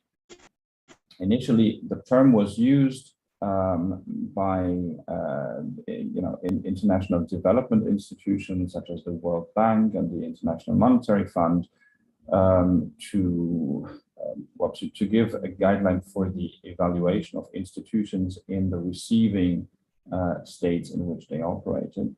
But today it is more widely used, and it has several meanings. There is no good definition of good governance. There's no, at least not an exhaustive one, or the one that everybody agrees on. But if we look at the United Nations instruments that have been adopted on good governance in the meantime, and several regional instruments that have made attempts to define good governance, we can reach consensus on a couple of criteria or a couple of elements that good governance contains. And you see here right away how good governance becomes relevant when it comes to handling a crisis situation. Good governance includes at least standards of accountability of government actions. It includes, on the other hand, effectiveness and efficiency of state action. It includes equity, justice, and inclusiveness. It includes that state action must be consensus-oriented, so it shouldn't ostracize parts of society based on any kind of discriminatory notions, be it ethnic, religious, geographical origin, race, gender, whatever. It should be participative, if possible. So people should have a say in how the state operates its power. State power should be responsive. So when the need arises and is communicated, the state should be able to react to that in a quick and timely manner. It should observe the rule of law, going back to the earlier principle, and it should be transparent. So many of these elements clearly suffer when we have to take decisions swiftly, when we have to take decisions very urgently in response to a crisis situation, and when we have to take decisions as state organs based on an uncertain information base. Because remember, especially at the beginning of the pandemic, it wasn't at all clear how badly a given country was affected. It wasn't at all clear what the long-term consequences of this virus are. For a large part, I understand this still isn't clear. It wasn't clear, for example, whether people with a rather young population would be affected as badly as people with an older population, etc. So you very often had situations where, based on sheer uncertainty, and decisions were taken which objectively and with hindsight do not necessarily fulfill the criteria of good governance, but which in the situation that they were taken in are at least understandable, if not justifiable, on the basis of the information that was present. But of course, as the crisis progresses and the information base becomes thicker, good governance considerations should play an increasing role in the regulations. And if we look to the future and see how we should continue after the pandemic, and this is our topic in the summer school, to build back better, to build up resilience, and to prepare for the next such event, we should definitely think about equipping any measures that we take for the future with the correct, with the highest possible amount of good governance safeguards. Now, the first challenge that I mentioned earlier in the outline is that during the pandemic, power has often shifted, sometimes explicitly, sometimes rather implicitly, and without any formal transfer of power, by sheer necessity, from the normal legislative actors, speak the parliaments, those who are directly elected by the people and therefore enjoy democratic legitimacy, to governments, to presidents who rule by presidential decrees, to prime ministers and cabinets who make ministerial orders, etc. And this is because, obviously, in a pandemic, it is of the essence to decide rapidly and with a good deal of resolve.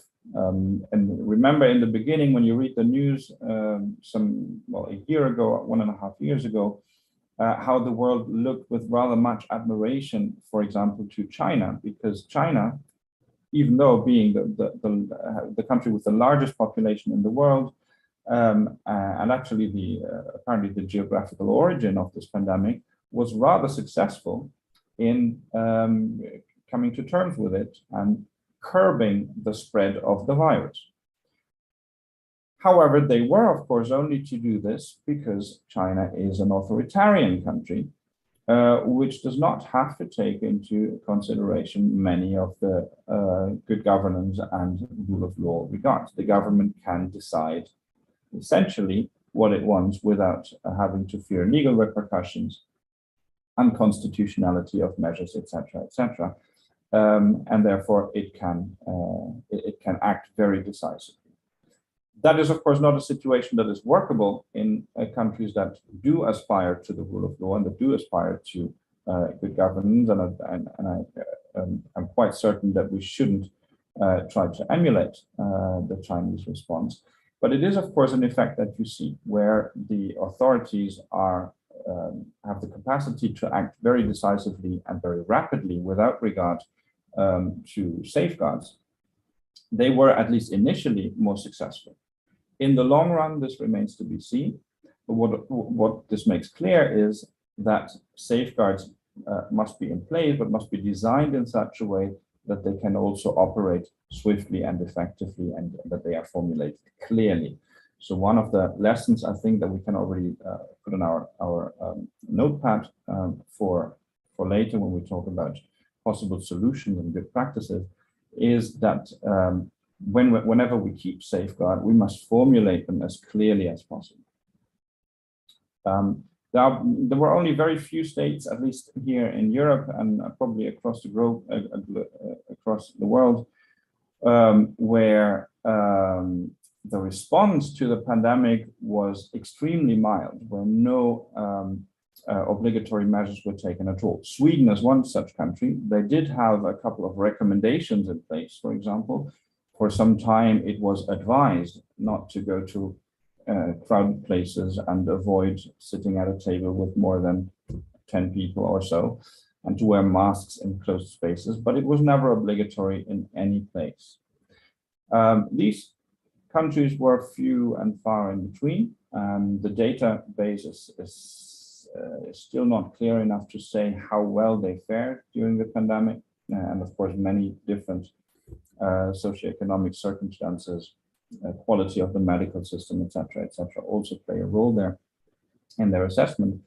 But for all the rest of the world, we are dealing with a situation where all systems, all countries, regardless of their constitutional setup, were faced with quite the same problem. And this is why, for a legal comparison, this is quite an interesting case. What we saw in many non-authoritarian regimes, so countries that do adhere to constitutionalism, democracy, and the rule of law, aspiring to the rule of law at least, is that the first effect of this need for rapid responses was a big increase in executive decision-making vis-a-vis deliberative decision-making. So you saw, for example, relatively early on, even though it was the era of Trump, and Trump was quite reluctant for a long time to even acknowledge the danger of this virus, an increase in executive orders, for example, to deal with the pandemic. Executive orders to regulate travel, executive order to regulate the wearing of masks, and many other things that relate to behavior in public spaces. In Indonesia, you had corresponding reactions by presidential decrees. For example, the presidential decree that established the task force, which advised the government on the COVID-related measures. What you also see in connection to this, next to the general shift of decision-making from the deliberative organs to the executive organs, which in itself is a rule of law concern, you see an increase in technocracy. So technocracy meaning that policy decisions, binding legal rules are based increasingly not so much on democratic consensus or what at least somebody thinks the people as a whole want, but based on the advice and opinion of technical experts, scientists, for example. This does not have to be a bad thing in terms of outcome. So very often technical and medical advice is rather good and also can serve as a good basis for binding rules and for policy. However, from a legal perspective, it is slightly problematic because it does not necessarily enjoy or does not necessarily live up to the legality principle, which I mentioned earlier. So taking a decision based on technocratic advice may lead to good decisions, but not necessarily to legitimate decisions. Combining that and integrating technocratic advice, scientific advice, so heeding science well, while also taking politically sound decisions and legally safe decisions, is definitely one of the tasks we see ahead of us when we build back better and when we build resilient structures. Because this shift in many countries came rather abruptly, and at least for the public perception, you had a sudden shift to a situation where, at least to the layperson's eye, it was the scientists calling the shots all of a sudden and no longer the politicians, which may not have been entirely true. And where it was true, it was probably not because politicians were relinquishing their power, but because they essentially didn't know better and were looking for good advice. But still, including scientific structures, technocratic structures in sound political decision-making with democratic legitimacy is definitely a task for the future. At the same time as these shifts happen towards executive decision-making, towards technocracy, we also see in many regions of the world that legislative measures, because they are slow, because they take time and a lot of talking and a lot of compromising, were often only, well, first of all, not done at all, and then later on used when time was right for ex post confirmation of executive action. This is, of course, not the way it should go. Normally, it should be the other way around. So another challenge is how to keep democratically legitimized structures such as parliament active and useful also in crisis times. All that said, executive decision-making is not necessarily a problem. It's not necessarily at odds with the rule of law, but it becomes so when there is the so-called emergency creep. So when emergencies are used, or emergencies cause a movement of power and competences away from legislators to executive institutions, and these powers become formalized, and these powers become permanent. So when emergency decision-making becomes permanent decision-making powers through habit or simply through the sheer length of the crisis situation, that in the end things normalize. So that the development of a new normal, which is more executive-based, more authoritarian, and less deliberative, is very much a danger.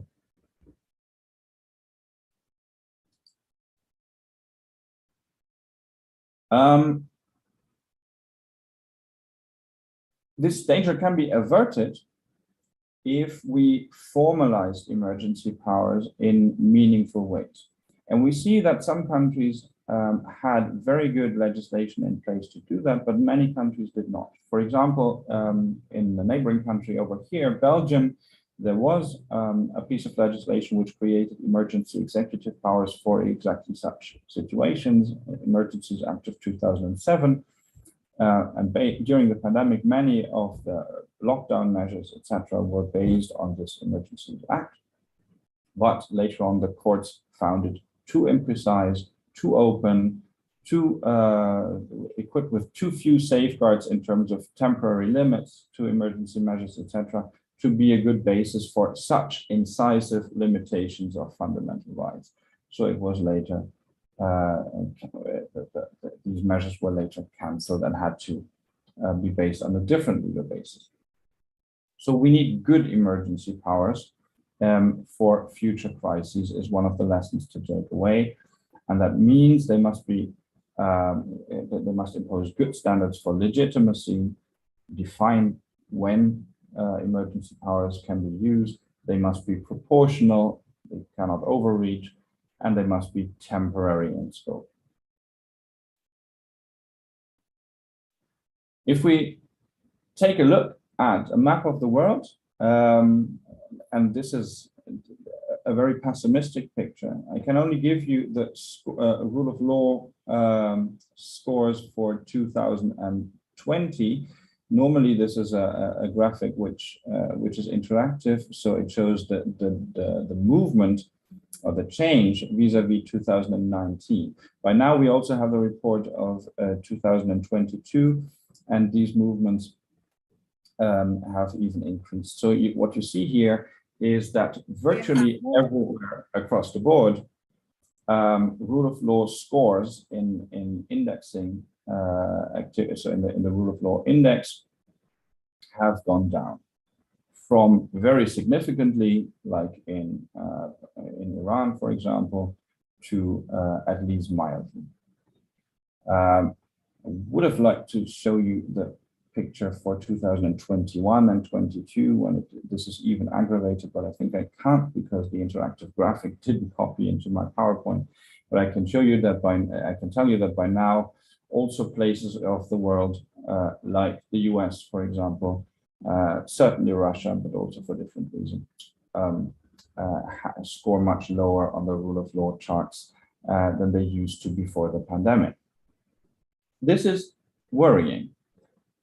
It is not irreversible, and this is why also having a debate on these matters is very timely now, because we're still in hopefully the last leg of the pandemic, and in a situation where we must think about what comes after.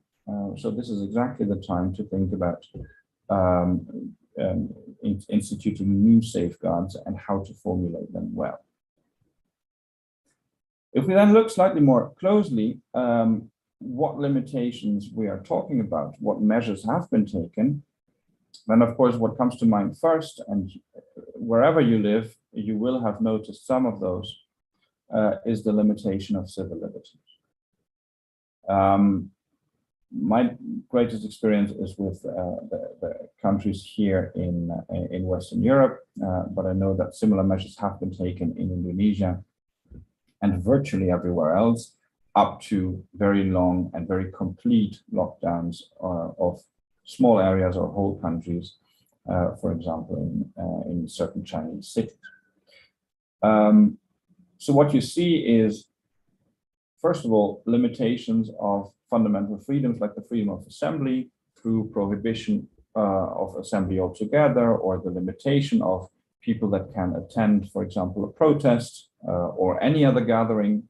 At my own university, until basically 2 weeks ago, lectures were limited to 75 students. So essentially, we couldn't give lectures in large courses. So freedom of assembly was very much curtailed. Physical distance rules apply, and banning on certain practices during gatherings also applied. This had, as a curious corollary, for example, also a limitation of the freedom to practice certain religious acts, for example, because it meant that there was a prohibition on singing, because presumably while singing you excrete a lot more virus than speaking normally. Then another limitation of civil liberties was, of course, that to freedom of movement. You saw it for a long while. You saw external travel bans imposed by many countries. The US was one of the first, and until recently, travel from Europe to the US was banned. The Schengen area, so the area in Europe which had no internal borders, closed their external borders for a time to basically everyone except for personal emergencies. Australia even closed their border to their own citizens under certain circumstances for a very long time. So Australia had one of the most severe travel and border regimes of the entire world, causing a lot of protest also by its own citizens. There were even internal travel bans in certain places. I remember talking to colleagues in Indonesia, actually at UNAIR, at a moment when not the whole country, but several larger cities had travel restrictions in place, and Surabaya and Jakarta were sealed off, or an attempt was made to seal them off. Germany had a similar ban where people couldn't freely travel for any purpose they liked between several states.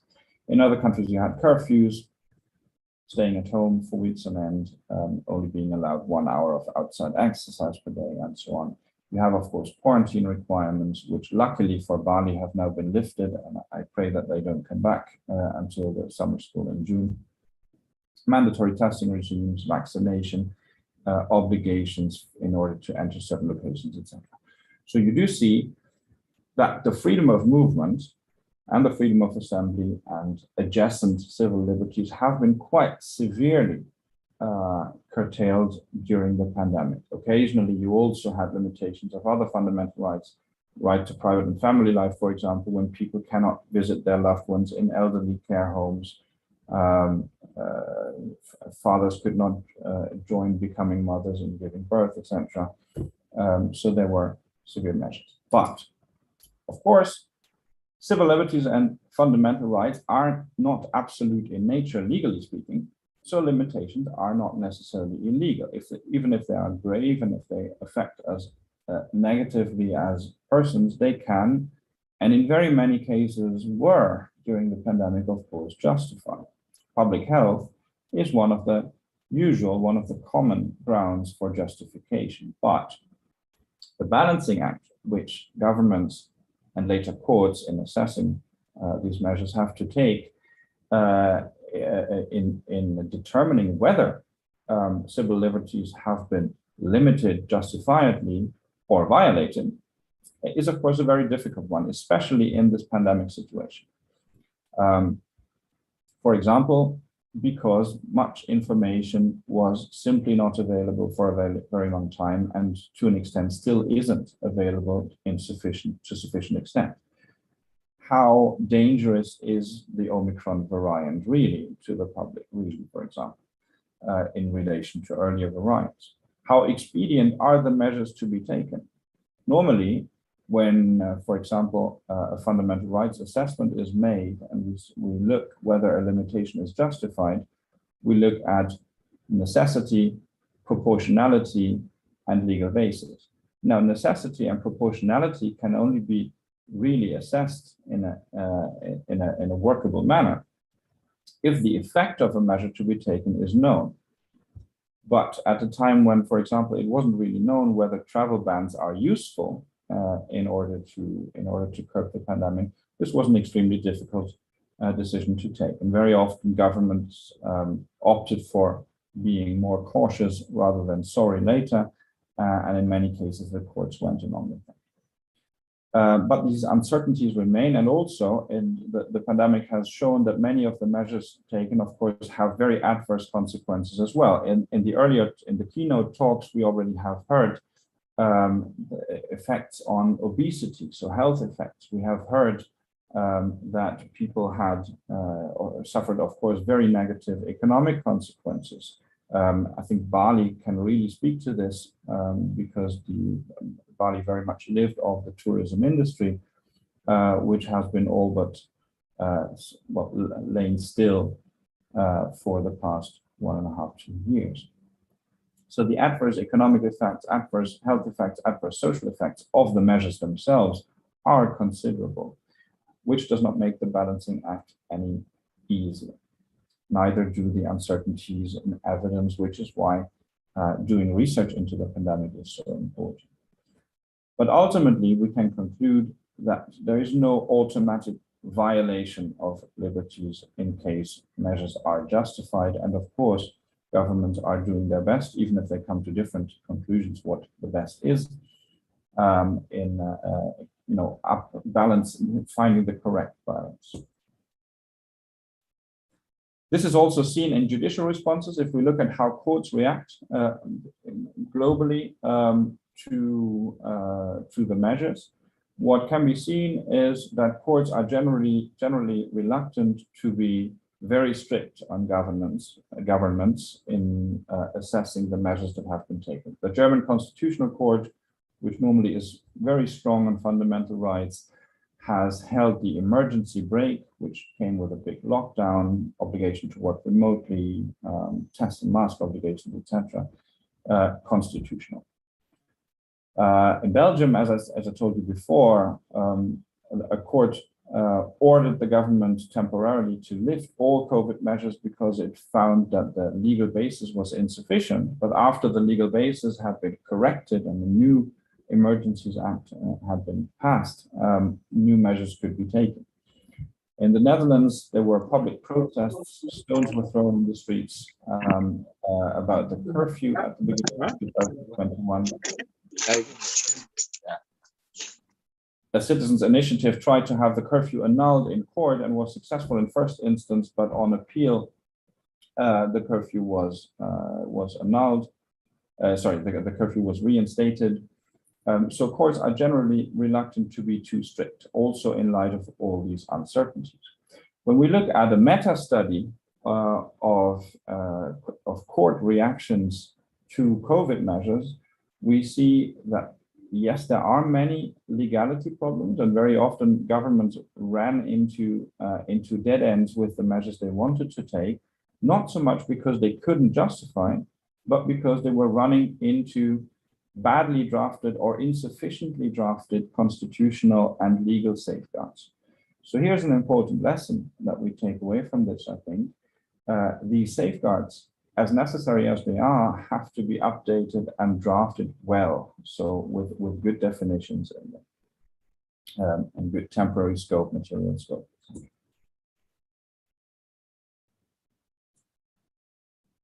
This is a little sub-conclusion for these limitations of civil liberties. They are not generally illegal. They are very often necessary or at least justifiable, but they mandate us, going out of this pandemic and thinking about what comes next, to work on our legal regime for emergencies. First of all, countries should develop emergency instruments where they don't have them yet. And where they have them, they should update them with clearer and more workable definitions of what constitutes an emergency, what powers go where in these situations, for how long, etc. Clear allocation of powers, clear temporary and material scope. Then this pandemic has shown, of course, that there is a very delicate balance to strike between the protection of individual rights, which is one of the primary goals of states under the rule of law and constitutionalism, and on the other hand, collective welfare, which is another state goal. If we look, for example, at some constitutions, we see this very much laid down on paper in the setup of our countries and at the very basis of our legal systems. Legal systems that operate the rule of law have in their constitutions or elsewhere in legislation normally strongly worded fundamental rights, such as the right to physical integrity. Now, physical integrity is also a right that can only be limited under very, very dire circumstances and with where limitations are very hard to justify. So what do you do, for example, with vaccinations? Can you impose mandatory vaccinations on your population as a country, or does that violate the fundamental right to physical integrity? On the other hand, countries also have an obligation to look after the collective welfare of their population. In Germany, you can see Article 20 of the German Constitution, which says, among others, that Germany is a social state, which usually is translated into it has the task to provide for its citizens, at least at a minimum level, which also means it has to protect them from harm. In Article 33 of the Indonesian Constitution, which is about economic governance, not about public health, but still, it says that resources here, natural wealth, but you can extrapolate from there, I think, resources shall be used to the greatest benefit of the people. So the state clearly has a task to provide for its people. Now, what does the state have to do, and how do we conduct this balancing act when the task of the state to protect individual rights and the task of the state to protect and promote collective welfare clash, as it can happen in certain circumstances brought about by COVID-19. I think the question of mandatory vaccinations, which plays in many countries in Europe, at least at the moment, is an interesting showcase for this. Most European democracies do not have mandatory vaccination schemes in place. They didn't have it before COVID-19, and they won't introduce it now. Some do have sort of a softer version of mandatory vaccinations. For example, in Germany, if you are not vaccinated against measles, you cannot enter a school, but there is an obligation of children above a certain age to go to school. So homeschooling is generally not allowed, which boils down to a sort of mandatory vaccination via the backdoor. It doesn't come down to physical force. Nobody will come and take your child and forcefully vaccinate them. However, you face fines and administrative action, and it's an administrative misdemeanor if you don't observe it. Now, recently, Austria has decided to introduce a general mandatory vaccination obligation on its people, but following a constitutional court ruling earlier this month has already suspended it before it really came off the ground. In Germany, since the beginning of this month, so since 2 weeks or so, we have a sectoral mandatory vaccination. People who work in hospitals and in elderly care homes and other care facilities are obliged to be vaccinated. However, there are certain exceptions.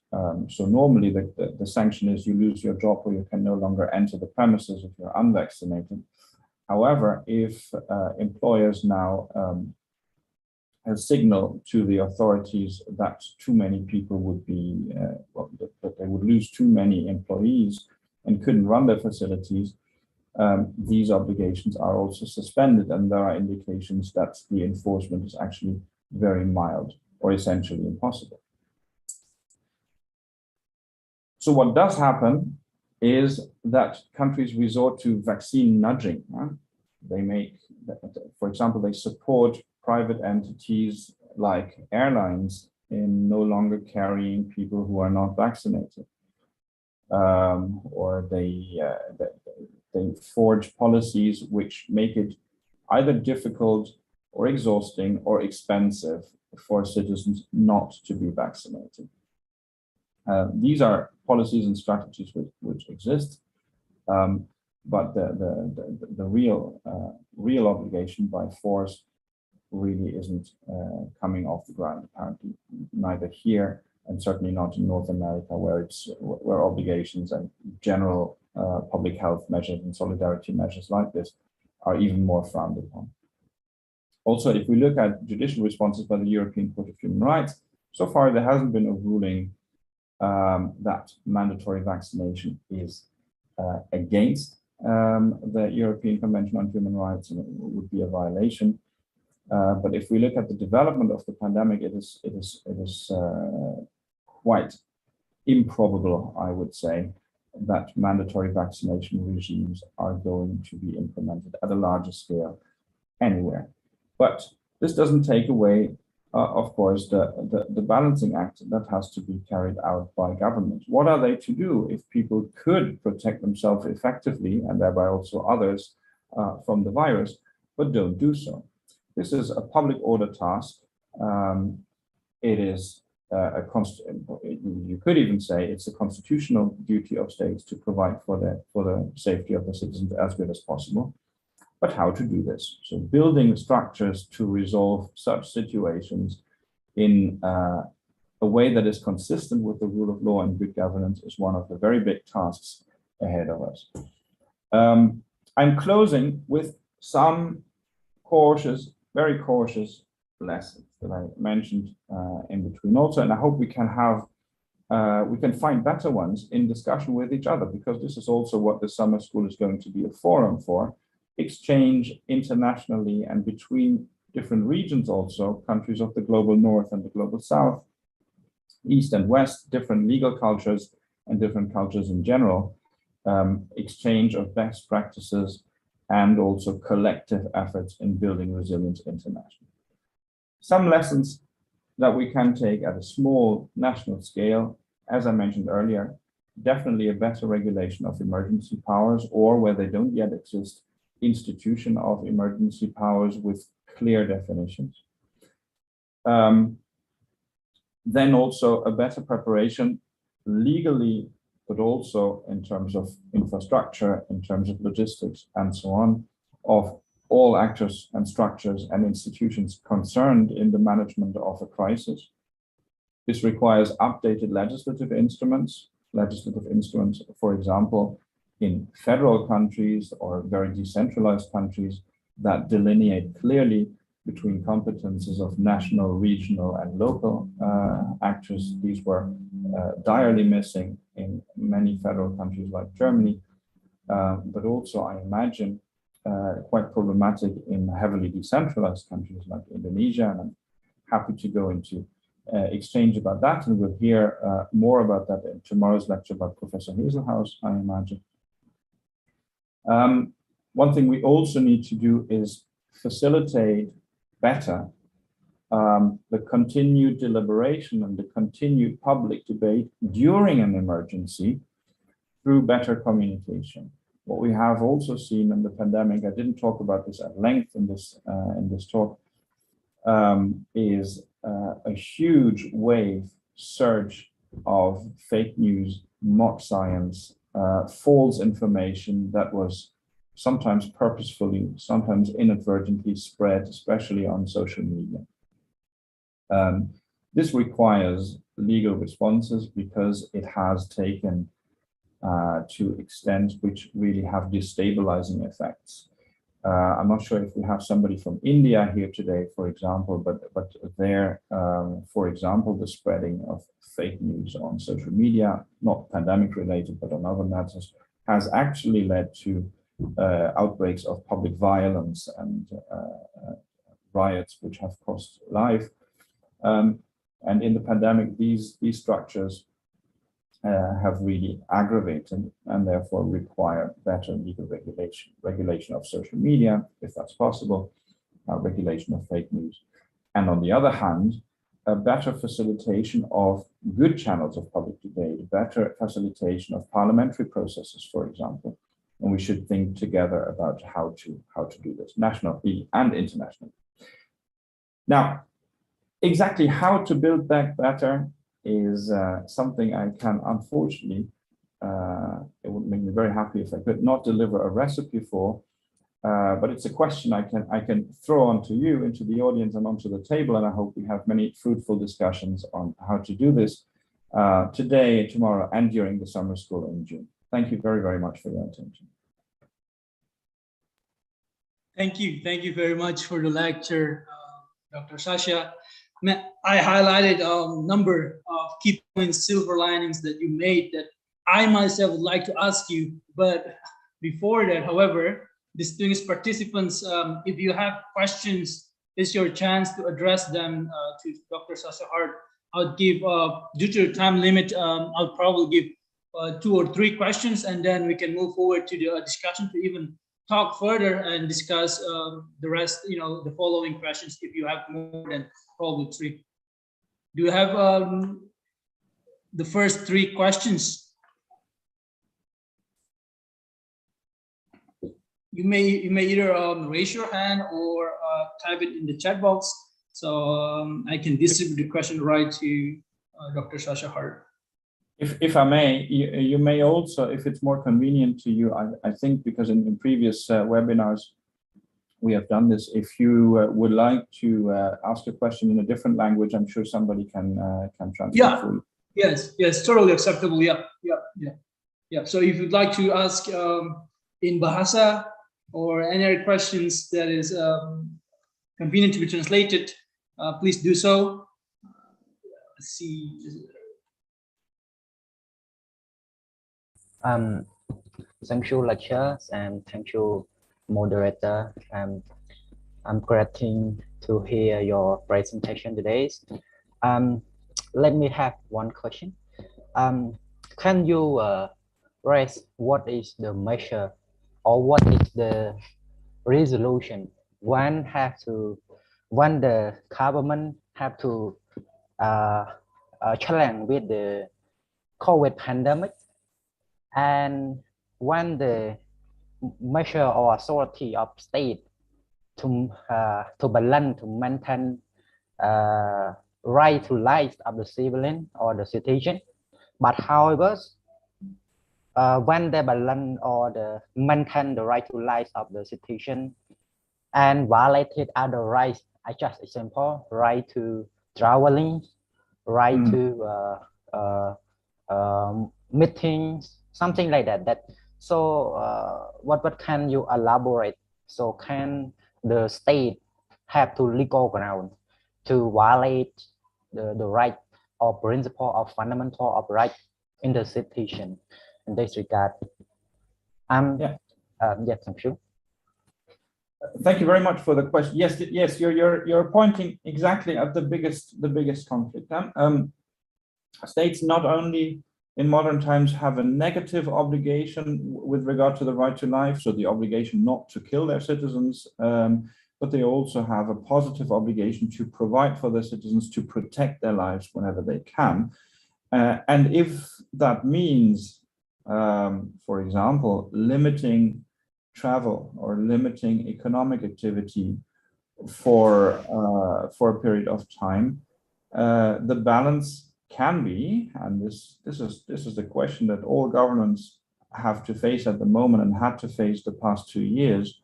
The balance, or the result of the balance, can be that certain liberties have to be limited or suspended in order to guarantee other rights, or in order to fulfill obligations that states have under other fundamental rights.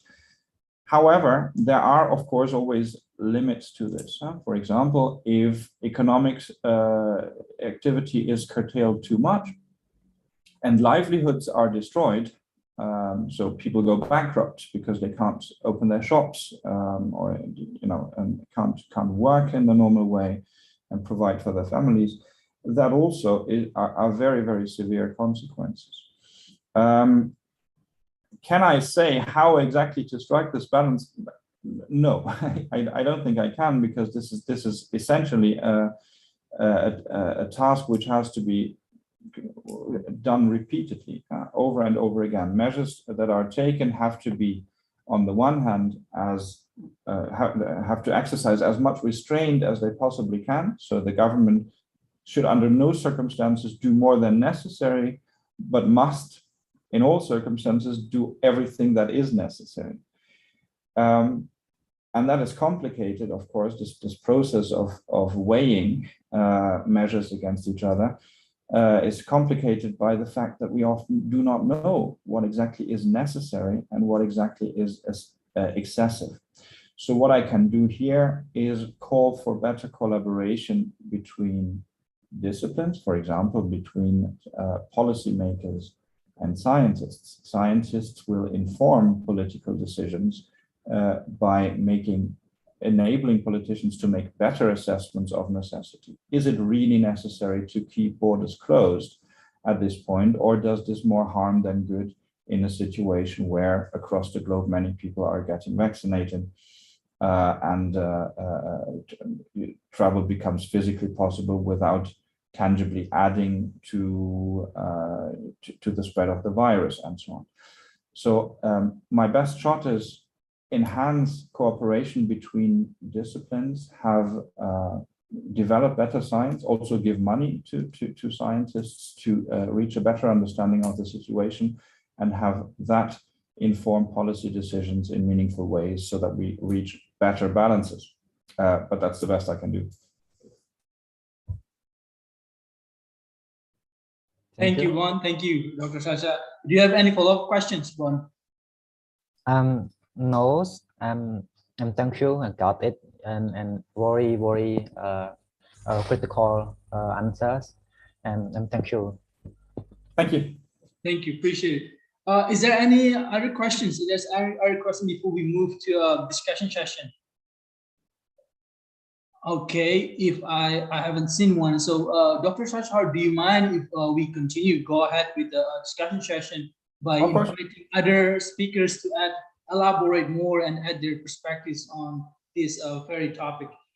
Without any further ado, we are now entering our discussion session. So this is the time where your active participation is strongly encouraged. But before that, I've been made aware that some of our speakers in this session, Dr. Prawitra, Dr. Faisal, and Dr. Radian Salman, some of them have prepared a presentation to give a feedback or to elaborate more on the talk that just has been delivered by Dr. Sasha Hart. So Dr. Prawitra, Dr. Faisal, Dr. Salman, if you have something to add, if you want to give a feedback, or if you have made a presentation about it, time is yours. Dr. Prawitra, probably. Can you hear me, John Sampe? Yes, you are audible. My sound is clear, or perhaps you can hear any other noise on my background. Yeah, no, but I can still hear your message. I can still hear your voice quite clearly. Very clearly. Okay, so you do not hear any sound. Well, slightly in the beginning, but now I could hardly hear any. Okay. Yes. Okay. Thank you. Do you want to go ahead, Dr. Prawitra? You want to go ahead and present your insights to the discussion? Okay. So I need to presentation. It's okay, but can you help me? I already prepared the presentation. Can you help me to share screen so the other people, other participants can see my presentation? Sure. I sent already to Mrs. Fitri. Okay. I think Miss Fitri herself can do the screen sharing. There you go. Yeah. Is this your presentation, Dr.? Yes. Okay. This is my presentation. So this is the result of discussion from me and Mr. Faisal Kurniawan. This is about to try to give answer to the other problem about the situation of pandemic COVID-19. As we can see, according to the Dr. Tedros Adhanom, the pandemic is not a word to use lightly or carelessly. It is a word that, if misused, can cause unreasonable fear or justify acceptance that the fight is over, leading to unnecessary suffering and death. Next. So we try to conclude and to describe the role of government to erase every impact and every bad effect from this pandemic. We can see in this diagram COVID-19 conditions and state obligation and good governance and the rule of law. So the comparison state response, the COVID-19 in other examples such as United States and China. Because as we know, the pandemic COVID-19 is not about only the health crisis, but also the pandemic COVID-19 is about the crisis of our wallet, if you know what I mean. So it became an economic crisis. So the effort to bring our life into a normal life is not only about a normal situation, a normal our usually daily life, but also our funding and our economic process, how we can get a salary just like before the COVID-19 is attack us. We can see the COVID-19, especially in Indonesia, the government from the presidential decree created a task force for the acceleration handling of coronavirus disease, with the main task of anticipating the impact of COVID-19 in Indonesia and strengthening the implementation of the task force for acceleration of COVID-19 in Indonesia. The government has categorized the COVID-19 pandemic as a national non-natural disaster on 13 April 2020 through the presidential decree number 12, 2020. Next. A leading role in the preparation for future emergencies, the government has the supranational power to make policies and controls in its implementation. Next. We can see this. The most effective action in response to global health emergency is guided by principle of the rule of law and good governance. Rule of law and good governance principles for the public health emergencies, the principle underpinning all aspects of emergency response. First, to ensure legal certainty and clarity in public communication. Second, to ensure transparency in decision making.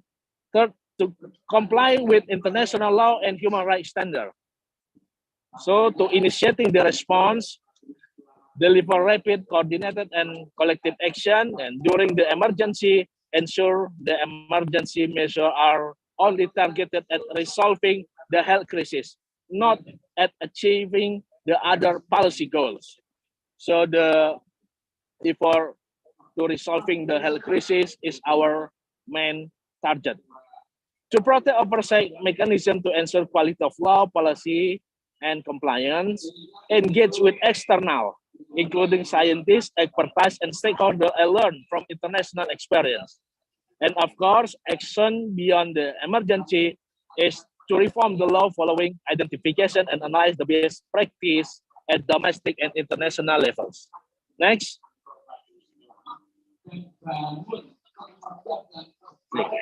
Good governance is a key to fight against COVID-19. Good governance associated with the management and governance of a country. We can see United Nations Development Program in the 1997, a constructive and synergetic relations between the community and stakeholders. We can see a World Bank on the 1992 implementing government management that is responsible, solid, efficient, market, prevention of corruption, and in the line with democratic principle. This is the key of the good governance. So we can fight against the COVID. The government can fight against the COVID-19, but to make sure it's supported by a good governance.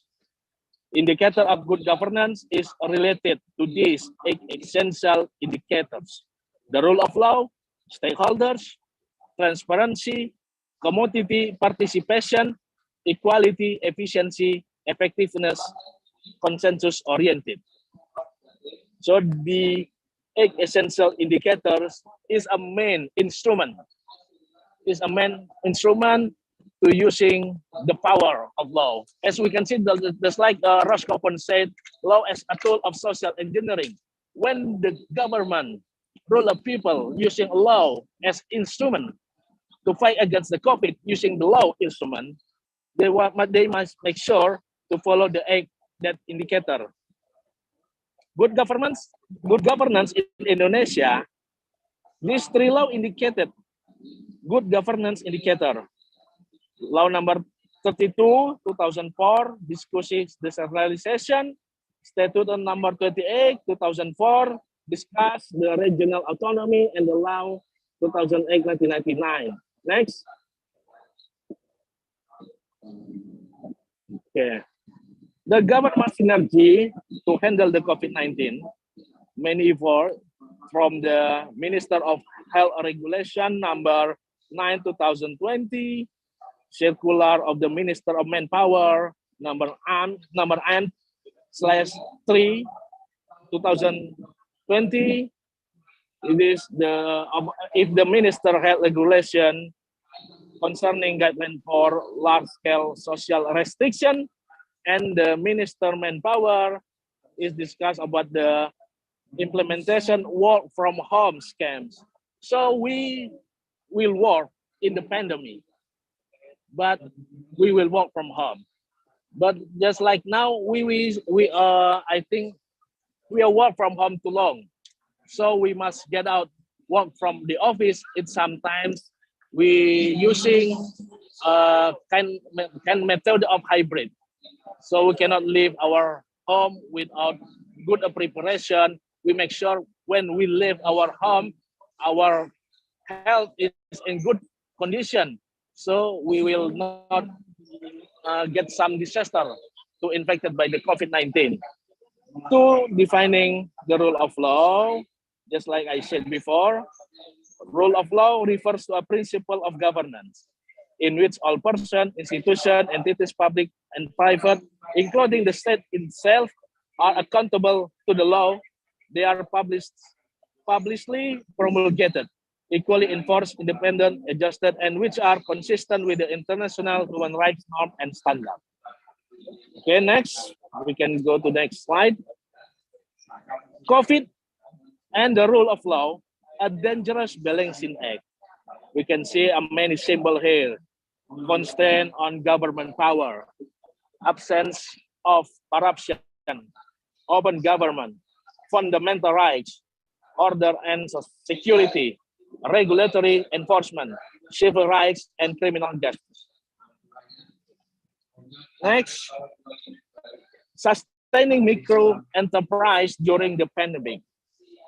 The COVID-19 has rolled market and disrupted supply chains, threatening the global economy. It is also forcing companies to confront a host of hard questions about how they can and so conduct business during a global public health crisis. So we must change the strategy. We must change the methods.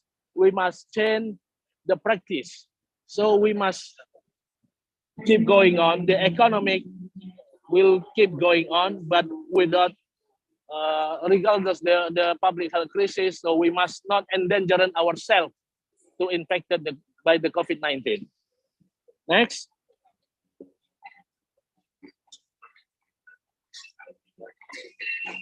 Okay.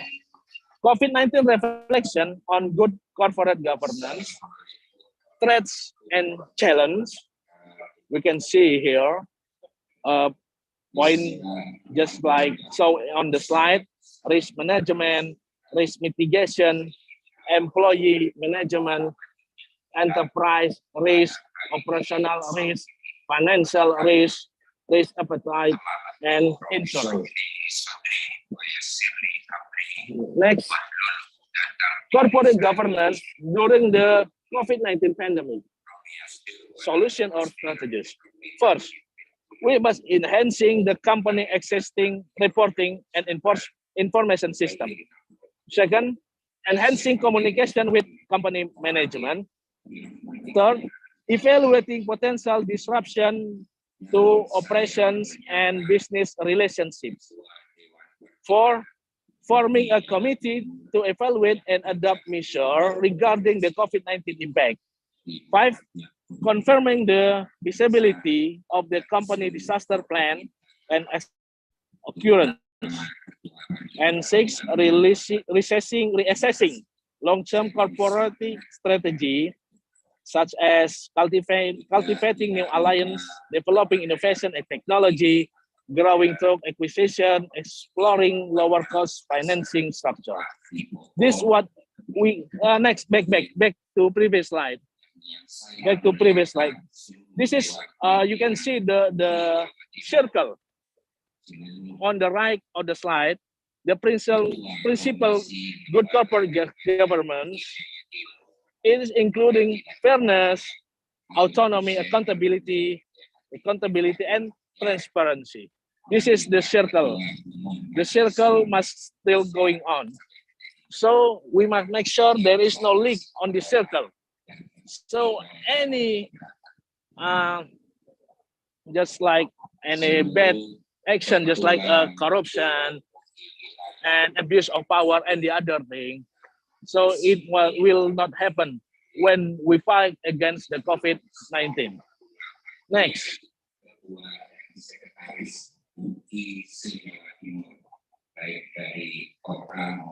We can see Indonesia have a main concern to eliminate COVID-19, to fight against COVID-19.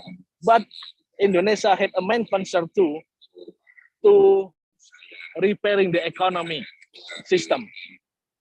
We can see this government assistance program, stimulus program to support the micro, small, medium enterprise sector, such as interest subsidy, placement of funds for restructuring, government-borne final income tax, disbursement of credit schemes. Because we know if we concentrate 100 concentration, if we have a 100 concentration to fight COVID-19, but we forget and we do not have any concentration about the economic sector, it is all become another disaster to us, economic crisis and the other thing. It is actually already counted us during the pandemic COVID-19. Next.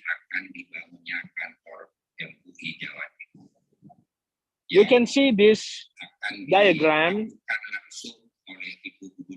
types of government assistance.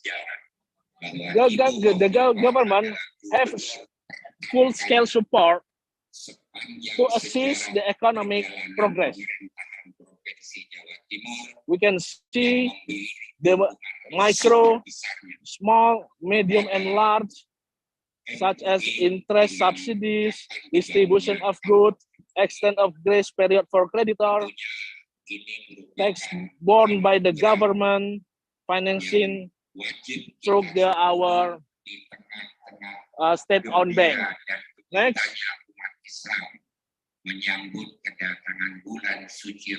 This is the small research, just like for the comparison for Indonesia during the pandemic COVID-19. United States using the small business tax credit program, using the emergency capital investment program, and paycheck protection program. Next. para ulama-ulama yang menjadi rujukan. Next, okay, in China, Juga para cendekiawan. China, the National Development and Reform Commission promulgated a circular to support bond financing of enterprises during COVID-19. This is what they call bond insurance optimization circular. The use of funds raised by means of corporate bonds for medical service, encouraging enterprise with a good credit to issue the credit enhancement collective bonds and provide liquidity support to micro, small, medium enterprises. Okay, next. I think this is the final slide. Okay, thank you. That's our discussion. That's my discussion with Mr. Faisal Kurniawan to answer the problem, the issues that we will discussing today. And I hope in this summer school, we can give a small contribution to make a world better, to make a pandemic COVID-19 problem is finished from the earth. Because we like or not, in my opinion, in my short opinion, pandemic COVID-19, we will live among us. We like it or not. So we must get used to it. And the government must have a preparation to it. So let's pray together in the next year, or perhaps in this year, the COVID-19 not become threatened for us, not become dangerous for us. We can live among COVID-19, and COVID-19 will live among us, and we get used to it. Okay, thank you, John Sapet. That's my presentation. I will give back to you. Thank you so much, Dr. Prawitra, and for your information too. Dr. Prawitra's presentation is also representing the insights from Dr. Faisal, and I would like to announce that Dr. Radian unfortunately is unavailable due to unforeseen circumstances. Therefore, I would like to give it back to Dr. Sasha. If you have a comment or if you have feedbacks to the status quo in Indonesia that has been clearly explained in the presentation of Dr. Prawitra Talib, you may add your comments or insights to that. Dr. Sasha? Thank you very much, John. Thank you very much, Papa Prawitra. Difficult to pronounce name, I'm sorry. I thank you very much for your presentation. I would like to briefly react to 2 points you mentioned, which I think are very important. One thing that strikes me, and this is indeed one of the core tenets of good governance and also part of the rule of law concept, is that we should, when we take measures, make sure that they are drafted in such a way that they cannot be used for ulterior purposes. Because we see in many parts of the world, as you say, the danger that measures taken to fight against the pandemic or to curb COVID-19 can also potentially be used for purposes other than that, and possibly for quite sinister purposes. For example, limitations on travel, or also take economic measures like the obligation to work from home. These things, if not handled carefully and with foresight and with quite some economic understanding, but also with a lot of caution against abuse of power, can lead to dangerous results. So I'm very glad that you mentioned this. I'm not exactly sure about all the measures that are currently still in place in Indonesia. I am, for my part, quite happy that some of the more severe travel regimes are being lifted, and that I also see, I heard from colleagues at UNER that you are now resuming, or very soon resuming, on-site teaching at universities. So I think for people to actually be in contact with each other, and also in physical contact, and to see eye to eye, is actually quite an important development. So I'm fully in line there. The second thing, you talked briefly about economic incentives and recovery funds, and there is something that I would like to share from the European experience. because here we see what, and you might notice I very mildly contradict myself here. We have in Europe the Recovery Fund, which is a European Union fund paid by all the member states, which really has enormous amount of money to deliver to various member states. And it has, and this was recently confirmed by the Court of Justice, that this is also legal to do. It has in it a rule of law, a so-called rule of law mechanism, which means that the money from the Recovery Fund, which is destined to help the economies of the European Union rebuild, will only be paid to the recipient member states if they do not violate the rule of law. So, for example, member states that have taken action recently to move against the independence of the judiciary, for example, or to curb free media or such things, any things that encroach on the rule of law principles, may run the danger of not receiving money out of the Recovery Fund. Now, you may say this is also a sort of abuse of power, because the Recovery Fund is meant for recovery and not for political streamlining of member states.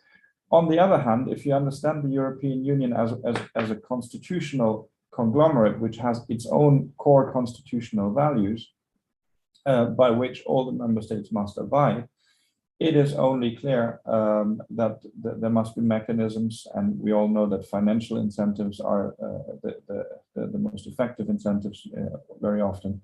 There must be mechanisms to maintain rule of law disciplines among the member states. So I'm quite happy. Also, the justification for this particular use of the Recovery Fund is that if rule of law doesn't exist, then the creditors ultimately of the money that has been lent to the Recovery Fund, or the loans that have been given in the Recovery Fund, cannot be certain to get their money back. And I think this is quite a sound reasoning as well.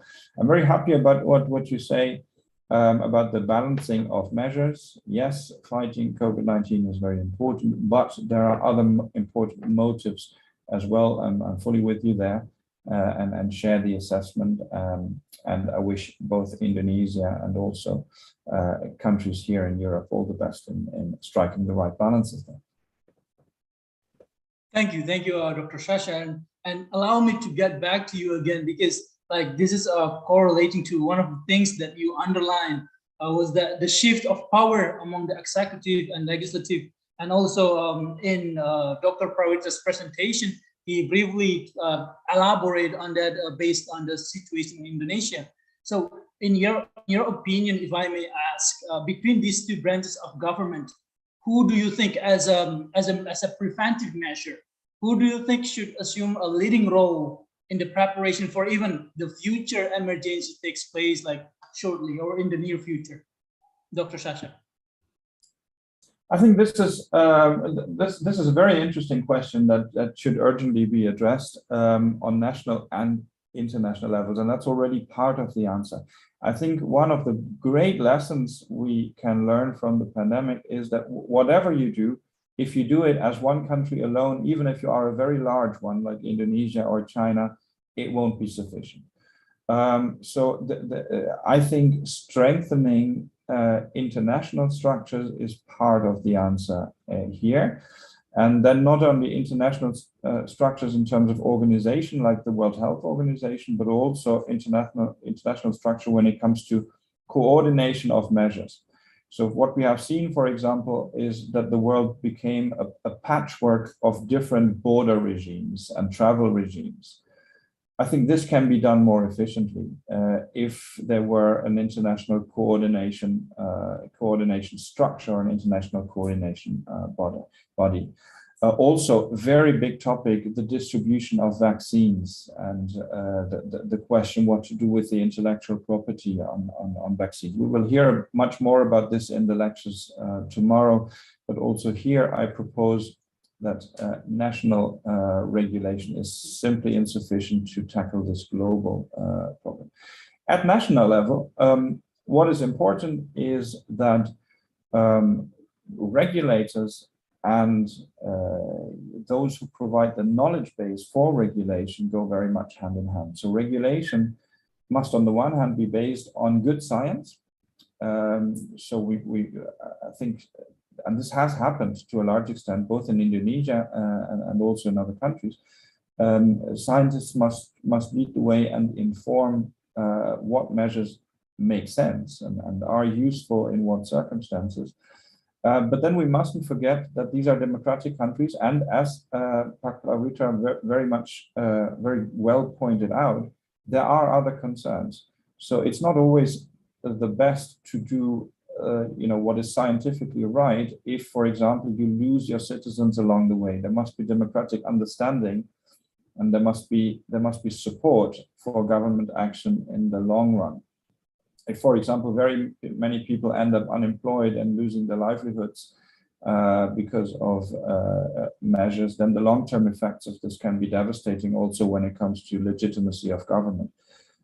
So I think we must have a composite structure. We must have good science, working with good political communication, working with solid democratic structures, and I think parliaments should play a great role here. We must take care that after the immediate danger of the pandemic, the executives hand back power to the legislative forces. Thank you. I think it helps explain some of the questions that I have myself. And I would like to encourage participants, if you happen to have a question, you are welcome to just jump in and address your questions, or you may ask questions in Bahasa and translate it to Dr. Sasha or Dr. Prawitra. In the meantime, allow me to go back to Dr. Prawitra here, because the situation that's happening in Indonesia right now, Dr. Sasha mentioned about the limitation of civil liberties and the conflict between individual right and collective public health. I think that type of issues is strongly related to the rigid, and I would like to say very strict regulation on health protocol and travel restriction in Indonesia. Pretty much, if you live in Indonesia, you cannot do anything without getting vaccinated first. You have to, show the vaccination cards to be able to travel, to take flights, to go to supermarkets, to attend classes, even online classes, even. So I would like to ask Dr. Prawitra, do you think that there is a risk that such a rigid and a very restrictive regulation on health emergency could reduce the speed which government respond? What I mean by that is that the existence of very normative regulations can postpone the immediate response from the government. Dr. Prawitra, if you may, based on the situation. Okay, thank you, John Sampen. Our constitution is state the state must protect every civil rights. In other explanation, myself must not endanger other people. We must not endanger our people. So about the health protocol and the other restriction, when it crosses with the individual rights and the civil individual liberty, we must rethink again. How about the other safety, the other people's safety? When we try to push our right, to push, this is my freedom, this is our freedom, this is our right, we must think about the other people.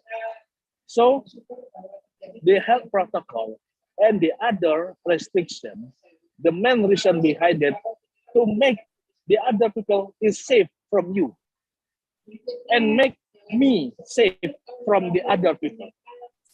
Because the COVID-19 is invisible. Many people already killed by the COVID-19 because they have a comorbid, they have another disease, and perhaps they not follow the health protocol and not using and not using the way of life. The I think in my term is the good way of life. What is the good way of life? We must. What is the good way of life? We must think about the other thing. We must think the other people. We must not be selfish, so selfish, so we not think other people's safety. The nation, the state here came to make sure we live among the others, we respected the other rights, and the others, it will give the same point, just like what I do. Respect each other rights, so we can live continuously among the COVID-19. That's my answer, John. Thank you. Thank you, Dr. Pravitra. Dr. Sasha, would you like to dig even further to the same questions from European perspective? Well, I think I can only respond that I'm quite in agreement with Pravitra here. We will not get rid of this anytime soon. It won't go away in the sense of going away for good.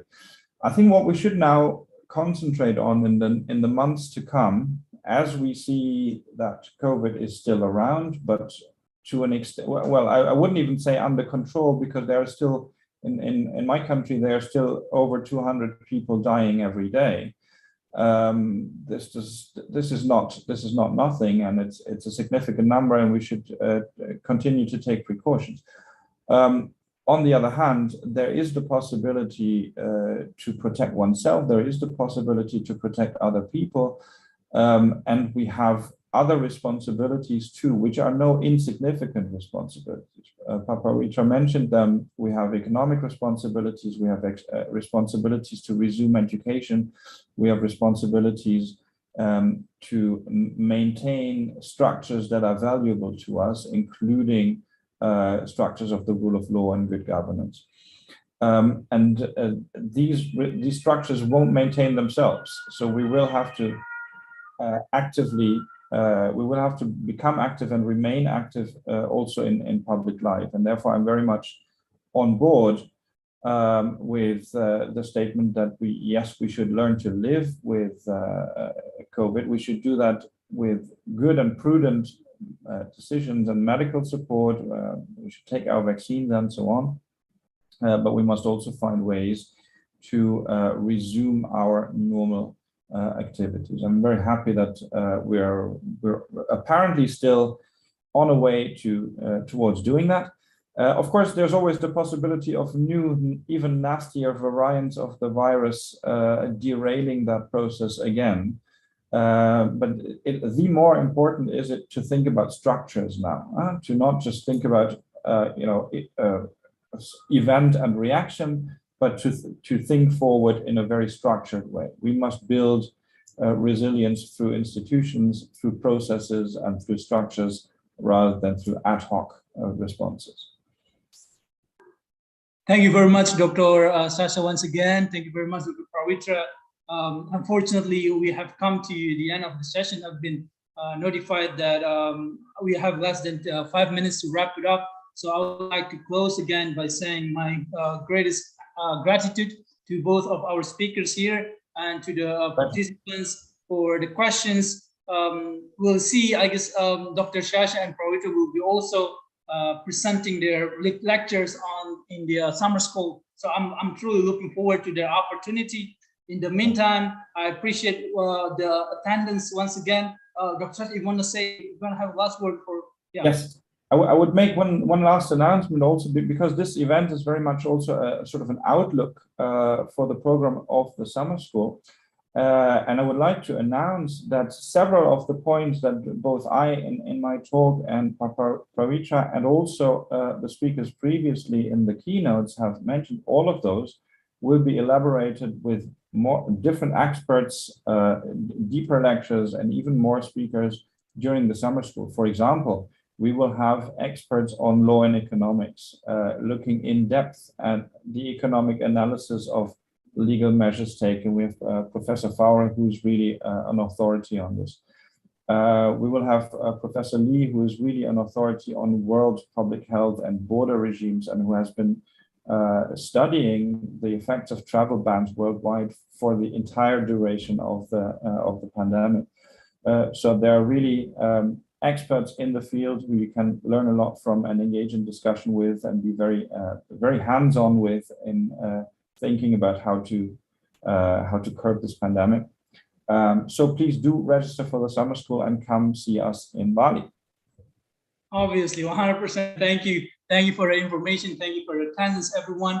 I would like to hand moderating duties to my colleague, Enrico. So in the meantime, I hope you guys stay safe and healthy, and I'll see you in the next opportunity. My name is John, and thank you very much. Thank you, sir. Okay, thank you, John. I hope that everyone in here still maintain the same enthusiasm for our session for today. My name is Enrico. I will be your moderator for this session. Our second session is gonna talk about human resource development after pandemic, role of employers and employee in forging a healthy society, furthermore in health literate organization.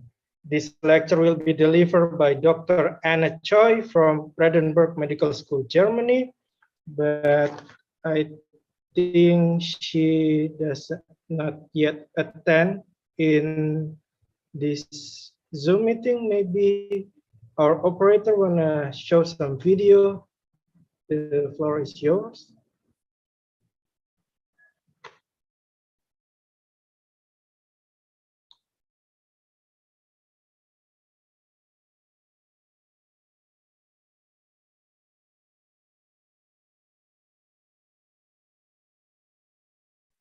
Okay, we're still waiting for Dr. Anna to join with us. Maybe a video.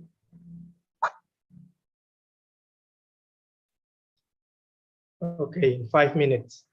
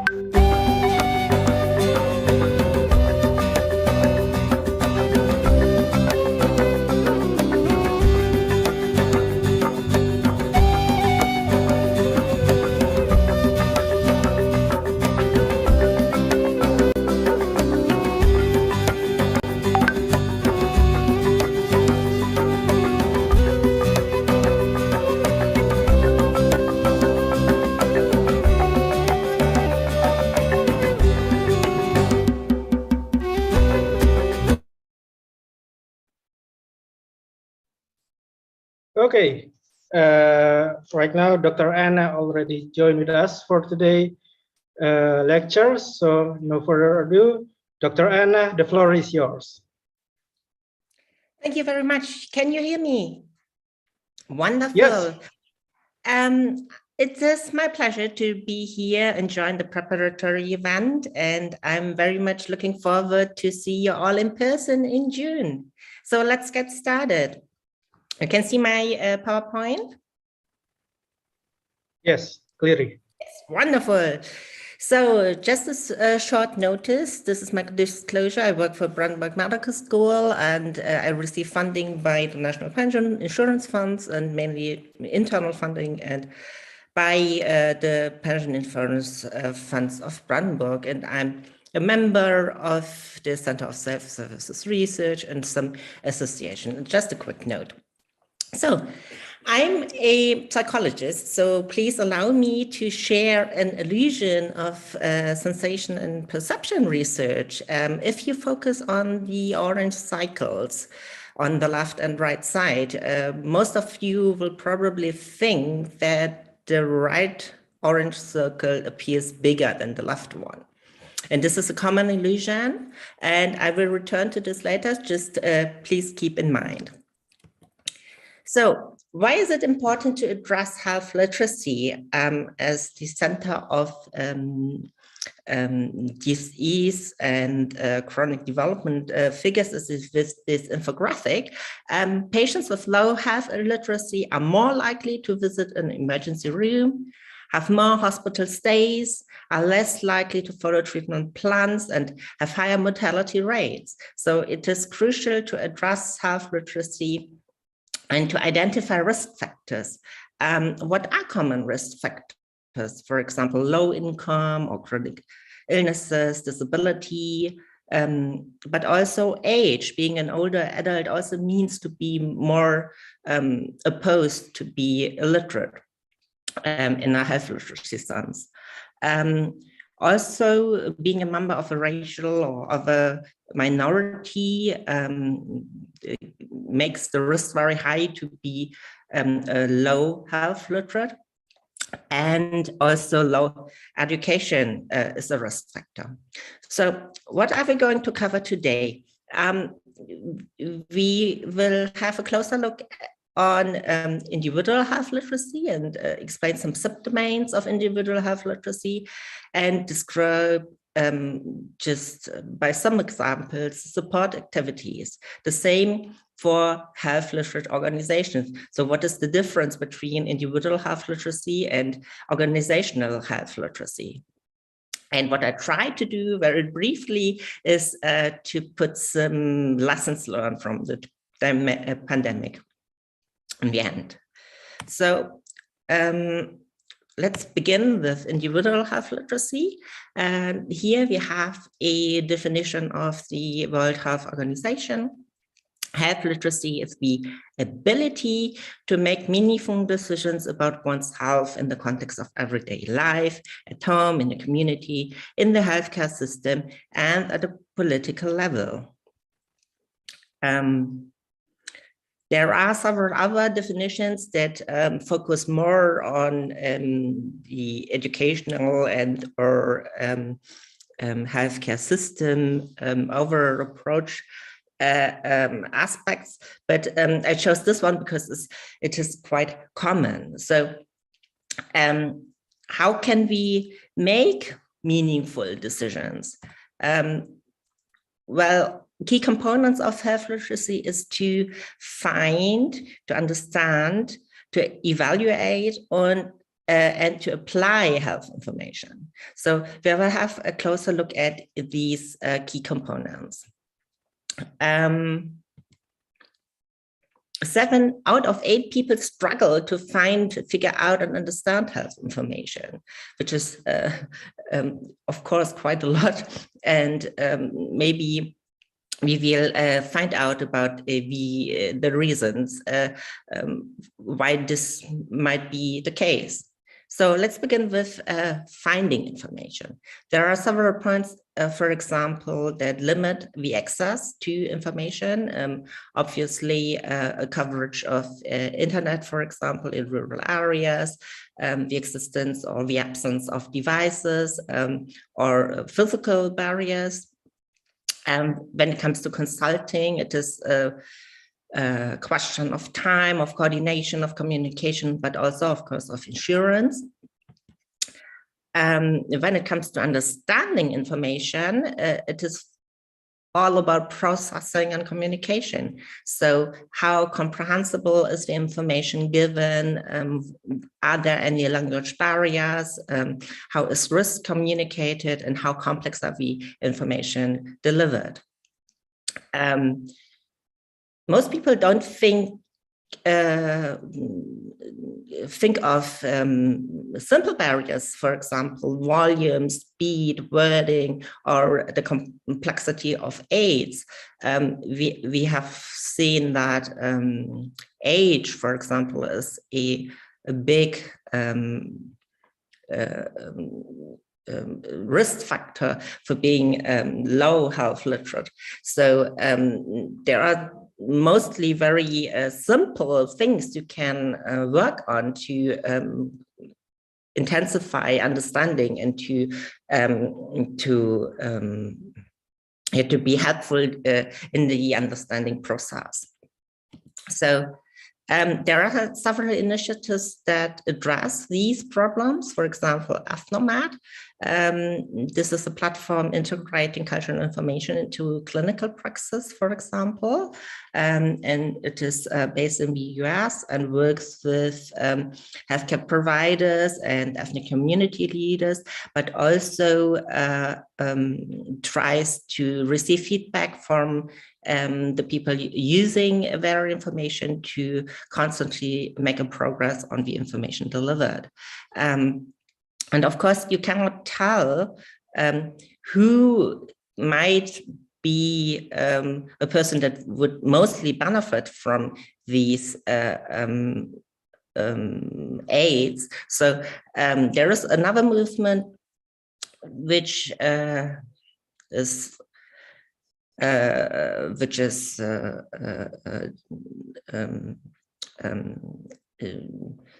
which you can call universal precautions, and the aim of the initiative is to make a point that you cannot tell by the logs or by the first encounter if a person is in need of the specific aids or a special kind of communication. So it should be more a universal approach in all the activities connected to healthcare delivery. So the website you find here provides checklist guidance and also videos and social media applications you can use to enhance understanding in a health research context. So as I said, it is not obvious most of the time if someone is in need of a specific help and support.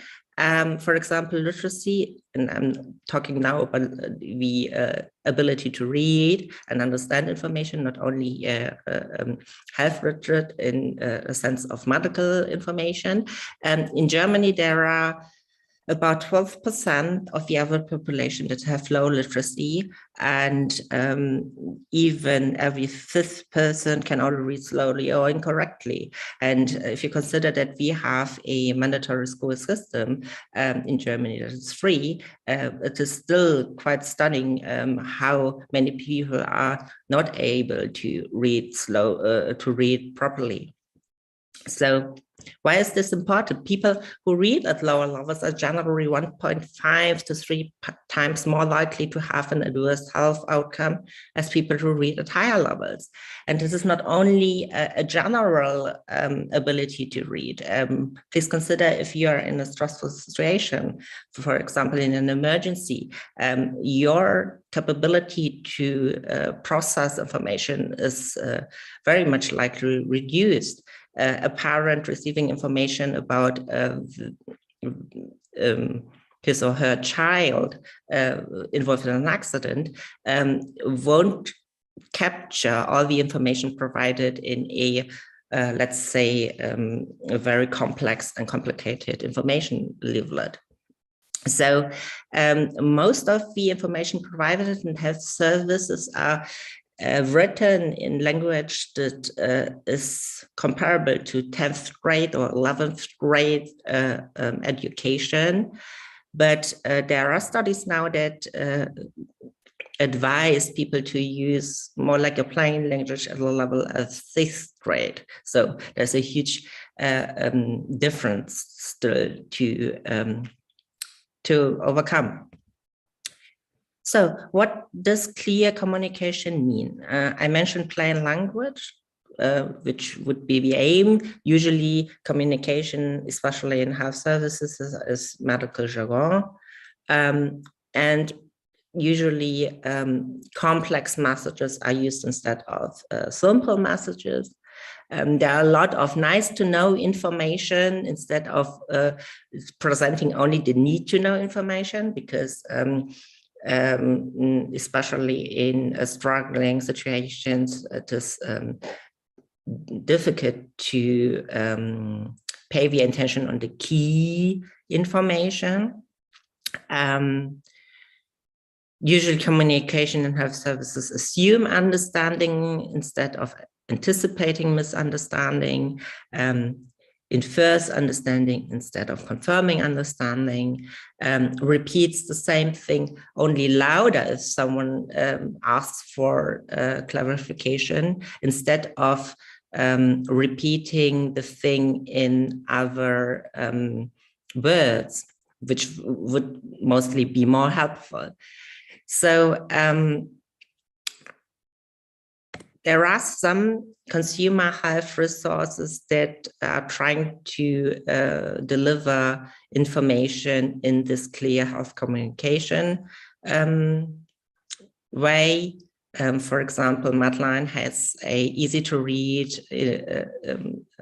platform, Medline Plus, in several languages that provides health information. We have Kids Health in Spanish and in English that also provides audio versions, also in multiple reading levels.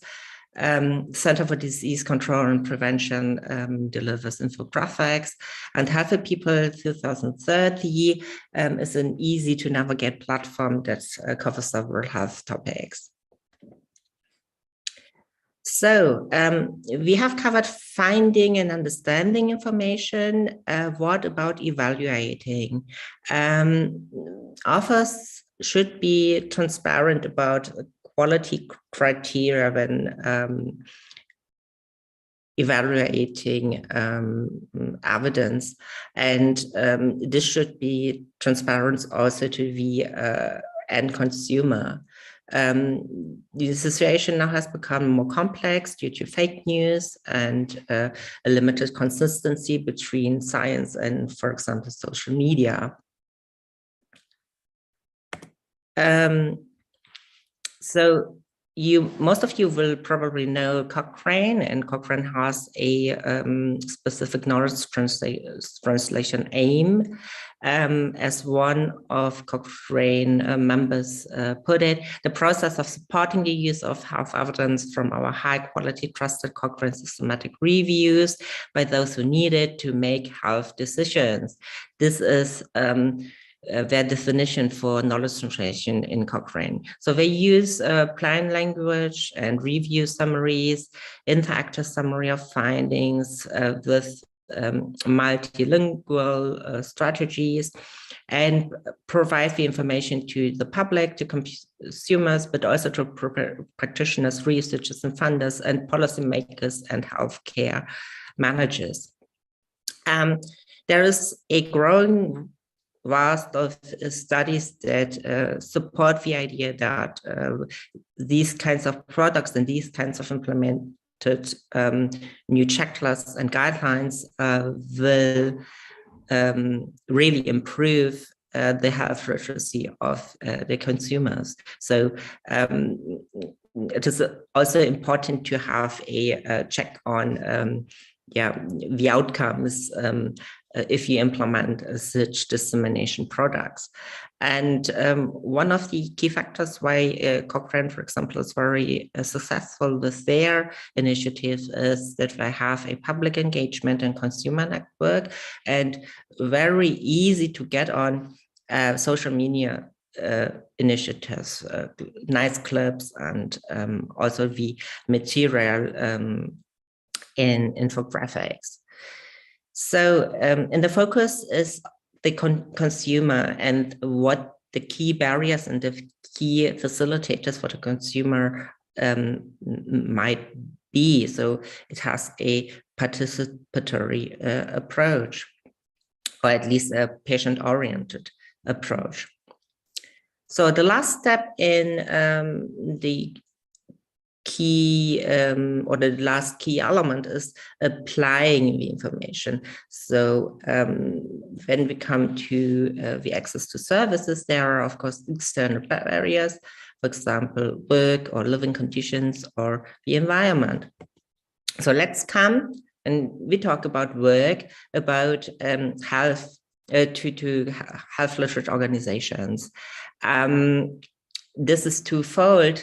At the one hand, we've talked about health services institutions, but of course, a health literature organization can also be a worksite, a employer.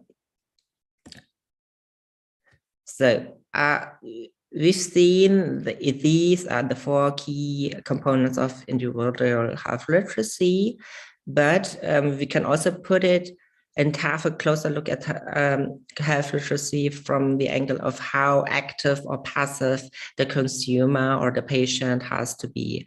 And this health literacy model of NADBeam says that functional health literacy is the basis, which is covered by basic health knowledge, and it's very passive, and you could provide just good information to the consumers, and will self-manage to understand these information. Then there is more an interactive health literacy. If, for example, in situation when there is consulting, where communication skills are needed, this is characterized by an active an active process, and there is also, of course, proactive level of health literacy, which he calls critical health literacy, where there is advanced health knowledge and critical thinking and analytical skills are needed to process and to evaluate the information. And it takes also place in a more complex world via social support, for example, not only in a one-to-one interaction. So to make it more complex, I've integrated two models of health literacy because there are two historical waves of framing health literacy. One is more focusing on health literacy as a risk, and the other comes from the public health discipline and sees health literacy more as an asset. So depending on the different rules, there are, of course, different responses and initiatives how to address health literacy as a research or as a topic for development. So mainly from the US and mainly from clinical care, health literacy is seen as a risk, and we want to have improved clinical outcomes by an enhanced capability for self-management and improved compliance. This is also seen in the first level of the model of NADBeam, to say that can be covered by a very passive understanding of health literacy because it is more based on a functional level. How can this be achieved? By tailored health and patient communication and education tools, for example, and also for guidance on checklists for healthcare deliverers to communicate and educate in plain language and all the other principles we've seen before. So this would be more like an interactive level, the second level of NatBeam. And how do we create these tools, and how do we deliver these, the information? By health literacy assessment. So we check how the reading fluency is, what is the prior knowledge, how's the numeracy in the people concerned. From this starting point, you would also suggest organizational practice sensitive to health literacy, and then by the circle improve the access to healthcare. So the starting point is more the health literacy assessment, and then go via these modified information or modified information tools via the organization to go and improve the clinical outcomes in the end.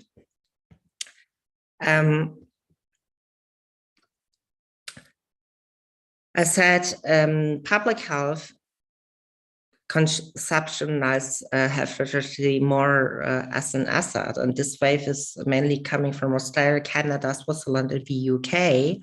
And of course, improved health outcomes are also the goal of these concept, but it has more focus on the developed knowledge and capability in the changed health behavior, and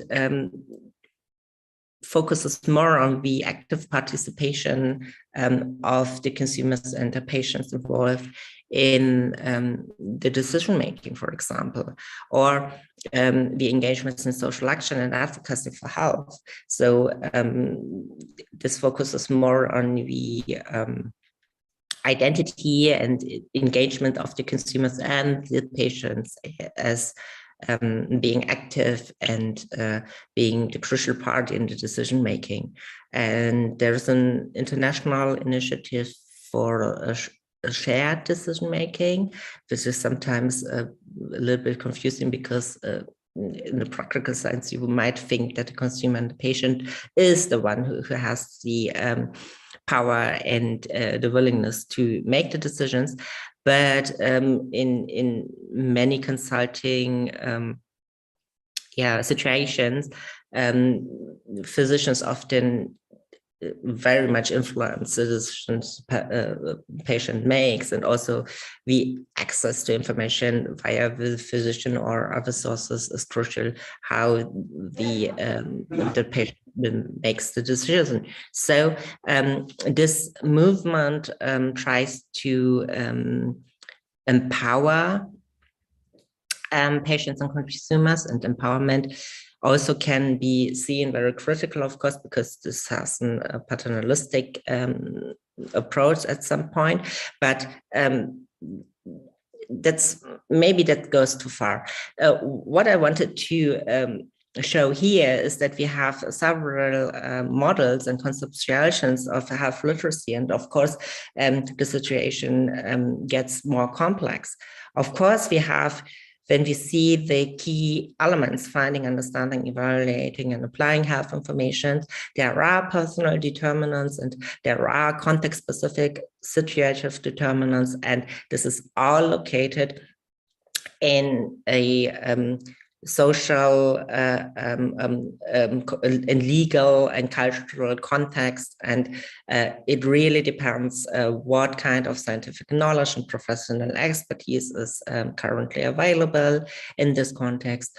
There are other factors like consumer protections or healthcare facilities that influence the whole process. On the other hand, of course, there are other outcomes that can be looked at, for example, health costs, or if you look at health behavior, it corresponds to specific health outcomes. If we look, as I mentioned, SDM on empowerment, this is a question of participation. And if we look at equality, it's a question of sustainability. So let's have a look on the differences between personal or individual health literacy and organizational health literacy. We've seen that personal individual health literacy is the degree to which individuals have the ability to find, understand, and use information and services to inform health-related decisions and actions for themselves and others. And organizational health literacy would then be the degree to which organizations equitably enable individuals to find and so on. So there's a responsibility seen also for the organizations to enable individuals in their health literacy. And this is twofold. We have, of course, the organizations that are directly included on the health services delivery, but we have also the organizations that are the workplaces. And as we spend a lot of time at work, and there is a obligation for occupational health promotion for most of the organizations. It is also important to see what the employer and the organization as an employer can contribute to assure health literate consumers or employees. So health literate organization reduce demands placed on the client by the healthcare system. They can assist by checklists or by a regular consulting session to assess the physical or the mental illness degree or the danger of developing a chronic disease, for example, via assessments. They can help people to find and to process, understand, and use the health information. And they recognize that health literacy, language, and culture are interrelated and take these interrelations as a basis for the proliferation of their information and communication. And it is an interaction between the prepared proactive environment, which is ideally the health literacy organization, the demands of the healthcare system, and on the other hand, the involved activated patient or with the patient's skills and abilities to process and understand.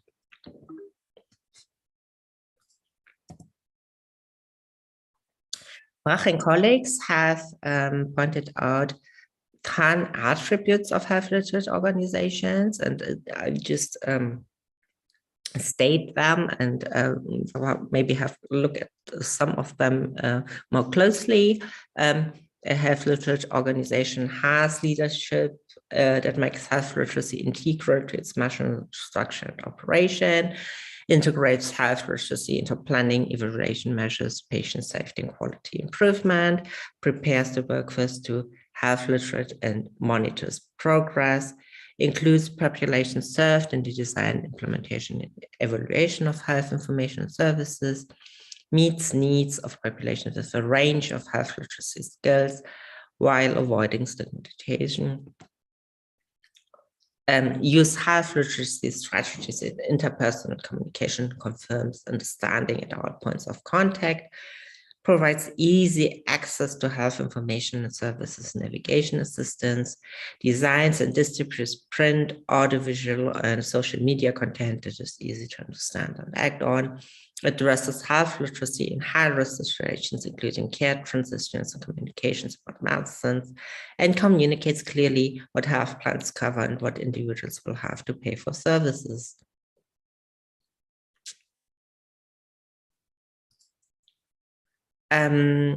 there are several initiatives that try to promote the idea of health research organizations, and they give away guidebooks and checklists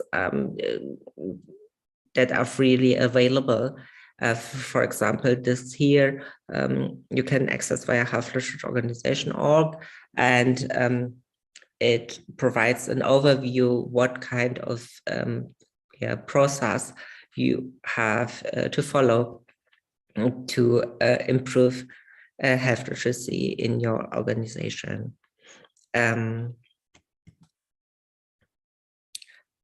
When it comes to barriers to organizational health literacy,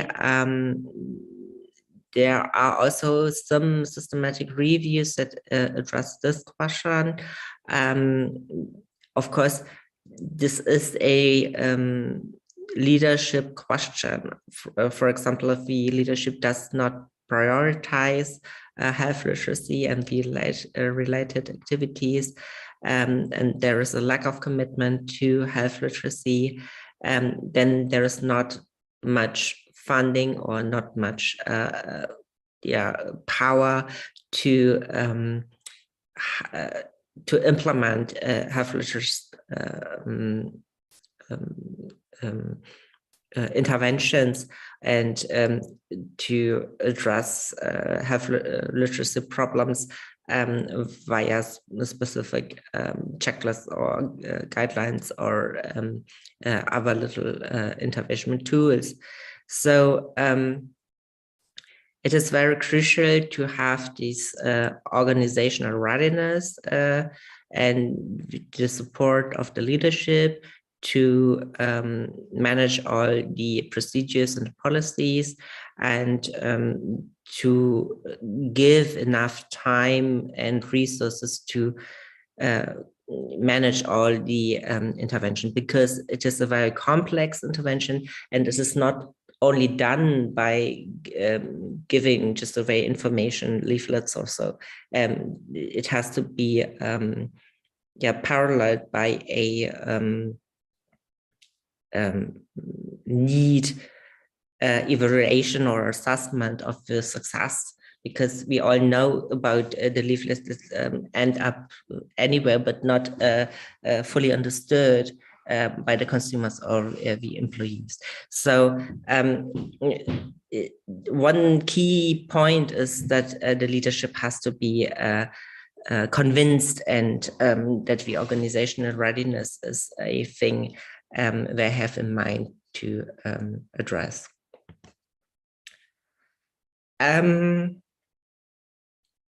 Yes, so what have we learned in this context from the pandemic?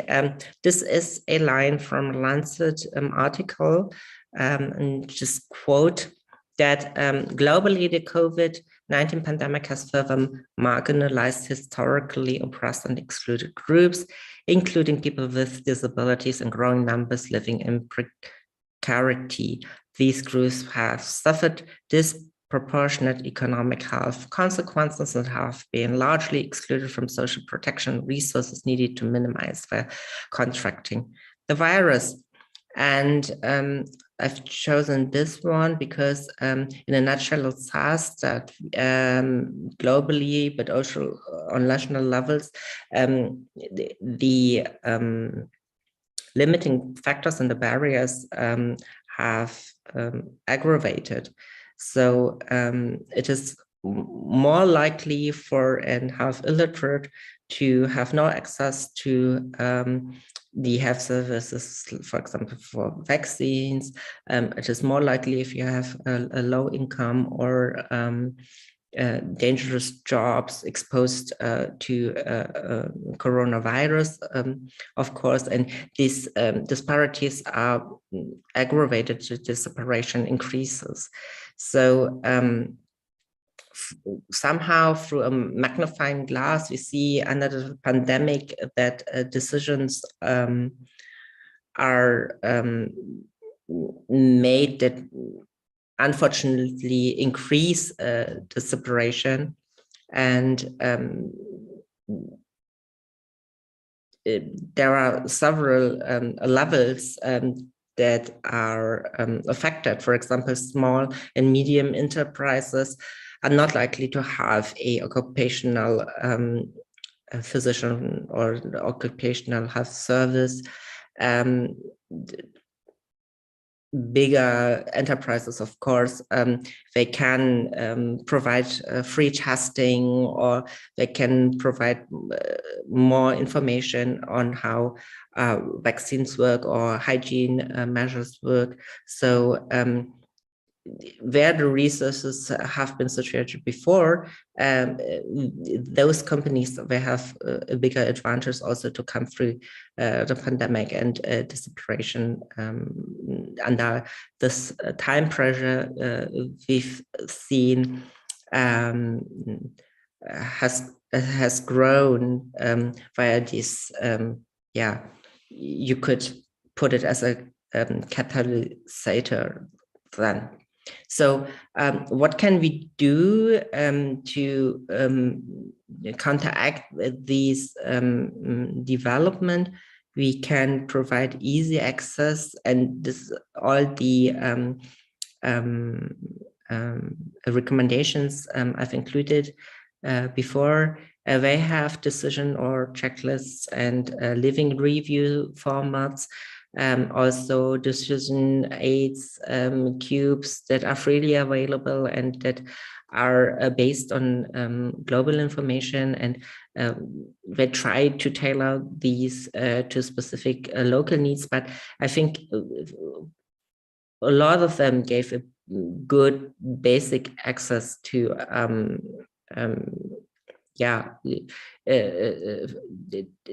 to the ground knowledge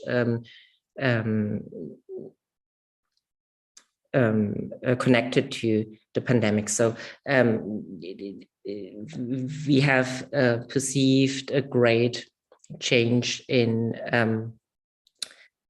the speed on how scientific evidence, for example, is integrated also in reviews or in official statements, and how this is processed to consumer-friendly and also media-friendly tools and ways to be spread it out. So I will return to this illusion, and what I wanted to say with the illusion is that the same thing under circumstances and under other contexts may appear very differently, and maybe this is a window of opportunity to see where the health problems in this case lie, and maybe this context of the pandemic may help us to put the focus on the right orange cycle. And in this case, it is even more that, in fact, in reality, the orange cycle has really changed and grown bigger. So I come to the end of the input. In a nutshell, I wanted just to deliver this infographic as well. 7 things to consider when communicating about health. This website has really nice infographics for delivering health information, and this was very appealing to me to summarize what we have covered today. So it's about trust. Will people trust the information? Who's the best source to put the information out? How is the information designed? What information is necessary, and how will people find it? How much is enough or too much?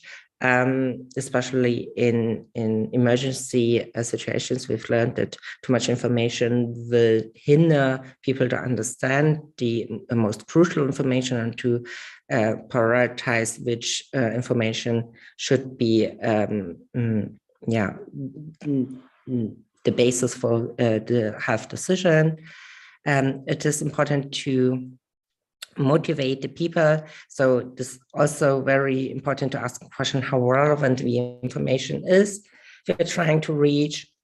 What are the conditions that surround and affect the audience in the environment? What is people's ability to act on the information? As what is the capacity? What are the barriers? What will the audience think about the information? What will inspire them to act on it? What is the perception? And how will people respond? What can we do to stay engaged with them and give them support as they take action? So I would like to close with the slogan of the 10th Global Conference on Health Promotion, which reads, "Health is good governance." And I find this is a good bridge to the discussion to follow, and hope you've enjoyed some aspects of the points I wanted to make and to deliver on health literate organizations and individual health literacy. Thank you very much.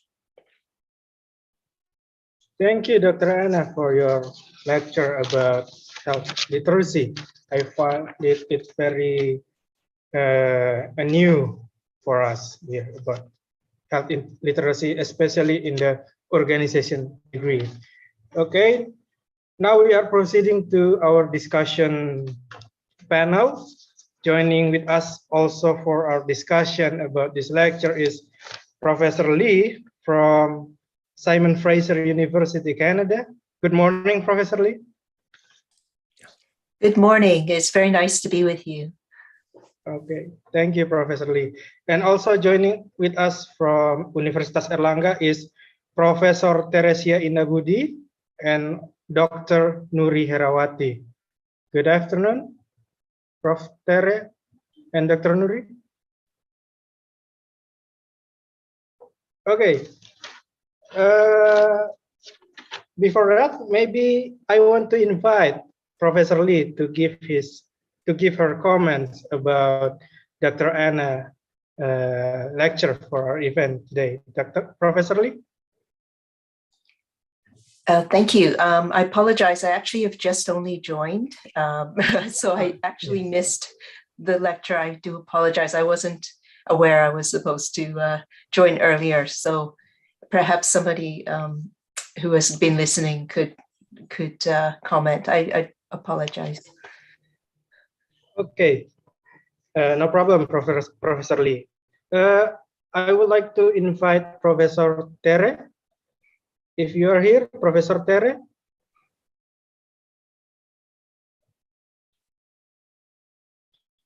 Okay, we still doesn't have any comeback from Professor Tere or Dr. Nuri. Maybe we shall proceed to our participant. If you have any question about Dr. Anna lecturer, I will give the floor to you. Or if you want to ask even in Bahasa Indonesia, I encourage you to ask in Bahasa and I will help you to translate your question. And if you have any problem with your microphone, I urge you to use the chat box. Any participant, maybe? Okay, maybe we wait our participant to ask. I will begin with my question from your lecture, Dr. Anna. About health literacy organization, as the pandemic make this topic is an eye-opening for lots of organizations in the world. Even in Indonesia, where health literacy amongst the organization still low. Maybe the improvement of health protocol in the workplace. Do you think it is a must for our current stages now? Maybe to face a similar situation in the future, like COVID, maybe. Thank you very much for the question. As I try to put it, the pandemic has shown us in many ways what the key problems are, and has magnified the crucial, the vulnerable points, and separation has grown further and farther between, for example, I said the small and medium enterprise and big enterprises in organizational level, but also from precarious workers to non-precarious workers, older adults and younger adults, informed people, not informed people. There are so many dichotomous or continuous scales we can look at and say that the pandemic only has put a magnifying glass on these. Of course, there are some aspects that are newly evolved, and I think Professor Lee has done a lot of work concerning cross-border issues and regulations, and maybe you can catch on this point.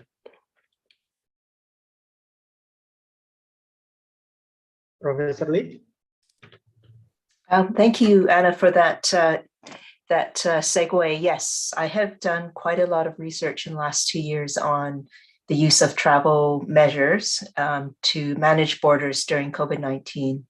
And what I can say, and I know I'll be saying a lot more when I'm visiting, is that it has been a very chaotic situation, that countries around the world have done many different things with what measures have been used, when they have used them, what targeted travelers have been the subject of those measures.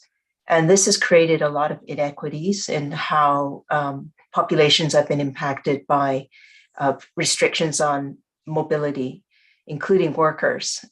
So we have a lot of exemptions for some workers, largely business travelers, for example, from certain countries and certain types of companies, while other workers, sometimes domestic workers or migrant workers and so on, have been more restricted or been subject to more measures such as quarantine, testing, and so on. So there's a lot of inequities, and they're not necessarily scientifically based. And so we need to look in future at how we govern travel and why that has happened. It certainly wasn't the way it was laid out in the international health regulations under WHO. And that's not really what should have happened. It should have been a much more evidence-driven policy area. And unfortunately, that hasn't been the case. So every country, I think, needs to reflect on how it's used these measures. It's had huge impacts socially, economically, even politically, and whether we can find a more effective way of using those measures and that align with public health goals. So that is a very important aspect, I think, that's linked to your work in terms of how we assess impacts on human resources and work. So be happy to talk a little bit more in detail.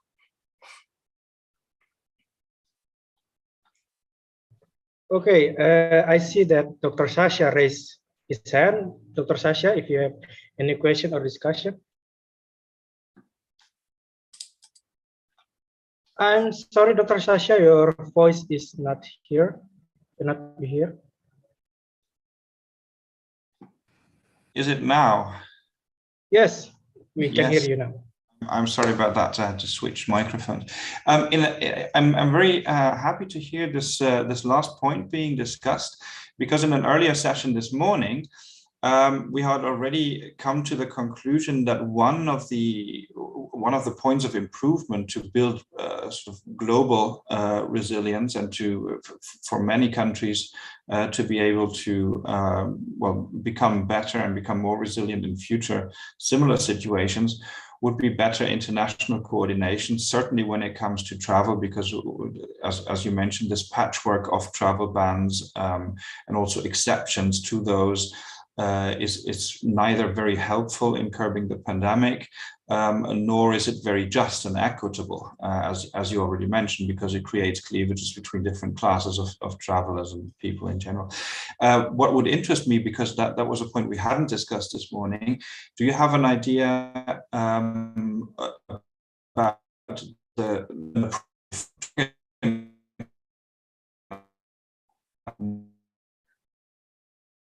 data when it comes to and this? I don't know if anybody else heard that question. You kind of cut out just as you were asking your question. I think your Wi-Fi cut out. I will try. Please repeat. I will try again. Yes. Thank you. Yes, this happens. So I'm not sure until when I was still audible. But what interested me is whether you have an idea of the correct forum or the most appropriate forum to organize harmonization of travel and potentially travel bans and border regimes for the future, because it's quite clear that this patchwork that has been created during the pandemic wasn't very helpful, and that greater international coordination would be.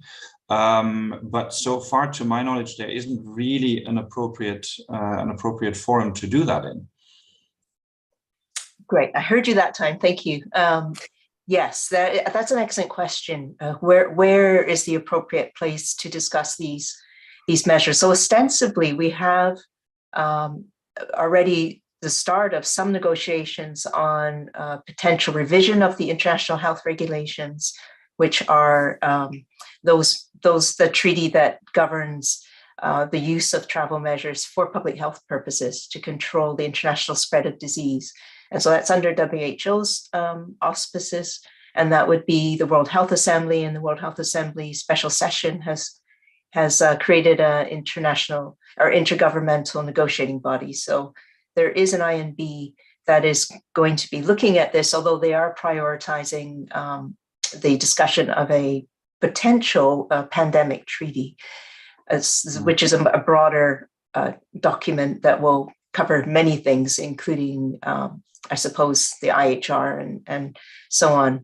But beyond those, sort of that forum or those fora, I think that travel is a broader issue. It's involved, impacted on trade, and it's impacted on tourism and economies and so on. So there are many other interests involved beyond public health that would be very keen to be involved in any negotiations. The challenge I suppose I have with that is that if we're trying to govern travel to mitigate public health risks, there is a danger that we prioritize very influential and powerful political and economic interests over public health. That's always been the case, I suppose. Those interests are influential. But if we allow them to be too influential, then we lose the public health goal, which is in the interests of everyone else. And so it's that balancing act or that trade-off between public health and other policy goals that we need to figure out. What do we prioritize when we have a pandemic? What is most important and what is most effective? And so there could be a discussion within the UN General Assembly or in a WTO or some other fora where non-public health interests are also articulated.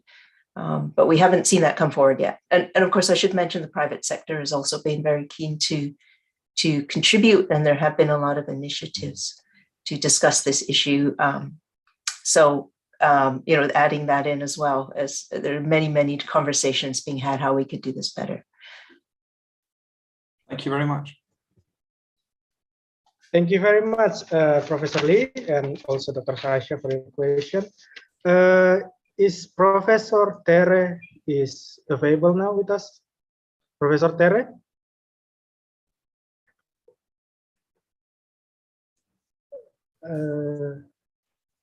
I think she can be with us right now. Maybe I want to ask something about the border, about the lifting ban for traveling or immigrate. There's still a debate here in Indonesia when the government decided to open the border for foreign travelers, like maybe for traveling or working in the private sector. Maybe can we, I don't know, describe or tell when is the policy to uplifting the ban is problematic and when it's not? Maybe from Dr. Anna or Professor Lee?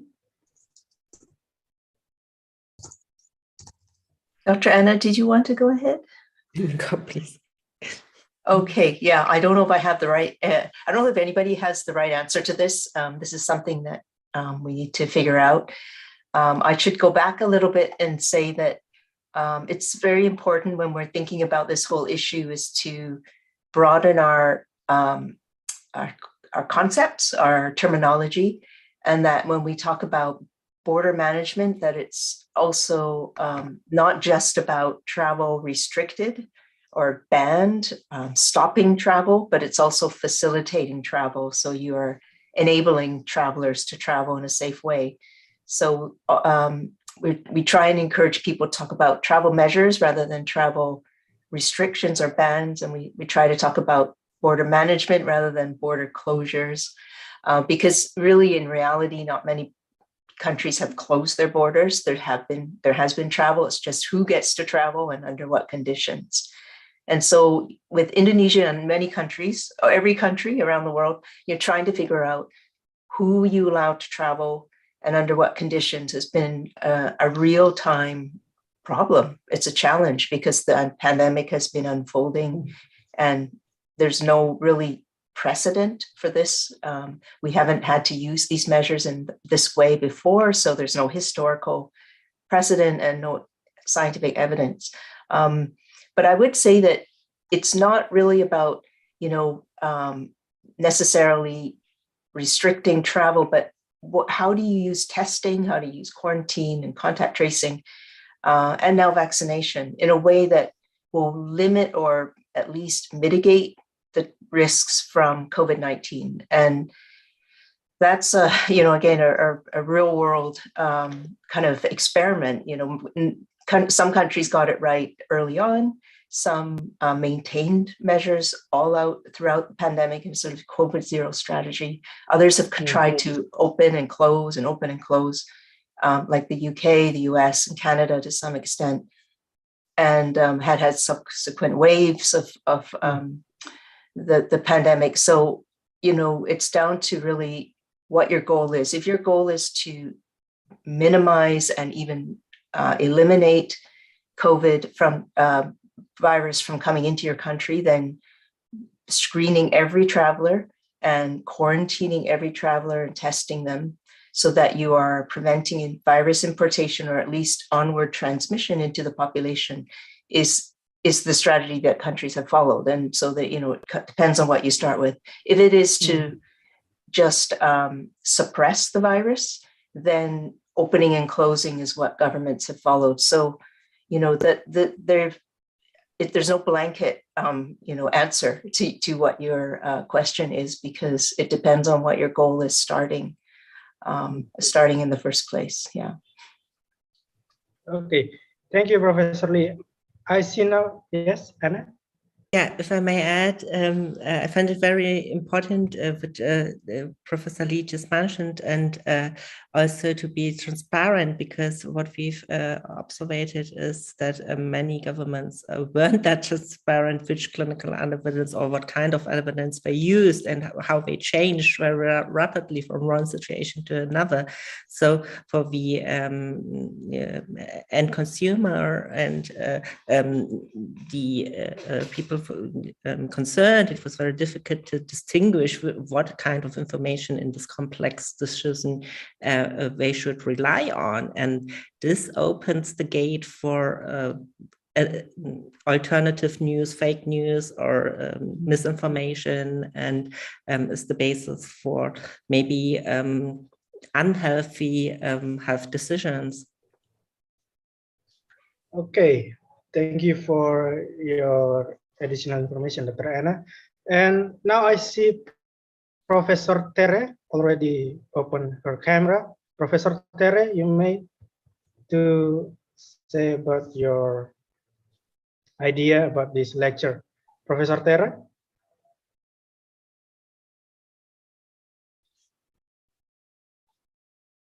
I'm sorry, you're still muted, Professor. Oh yeah. Okay, thank you, moderator. And I'm sorry because I'm late. Yeah, because I have two devices in the same time. And according to the topic today, I think it's very good. It's very good topic and very good presenting. Yeah. And I want to add about the impact of the pandemic on physical health. And as we know that the COVID, yeah, make the causing the decrease in the productivity in human.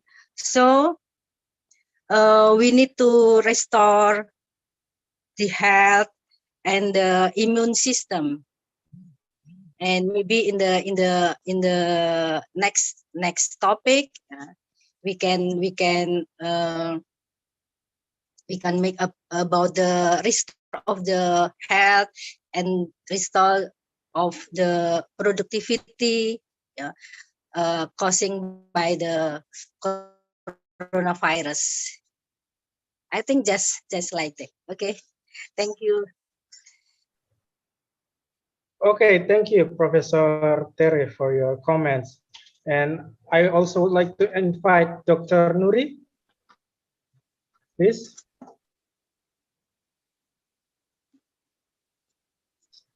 I'm sorry, you're still muted, Dr. Nuri. Okay, thank you. I think this is a great description. I want to concern about how the employee and employee to the give a best option for employee and employee to face a scenario in the future after COVID. Now, I think in Society 5.0, it is predicted that there will be change in work process, but with COVID-19, this process of change is accelerated. I think there are several ways to be able to deal with unexpected situations. There are two things that must be prepared. Firstly, preparation in organizational culture. So the organization must be able to change the mindset of employee so that they are always ready to change. And there are sudden change that employee respond calmly. And the secondly, organizational design preparation. The information sharing system in the organization must be well prepared. For example, a database. Database is very important to make it easier to work across so that everyone can and prepare an organizational design that facilitates information sharing, such as the IT system. And then maybe to make employee adaptive to change, organization needs to build employee who have many skills, for example, creativity, persuasion, collaborative, adaptive, emotional intelligence. I think that's one, Pak Enrico.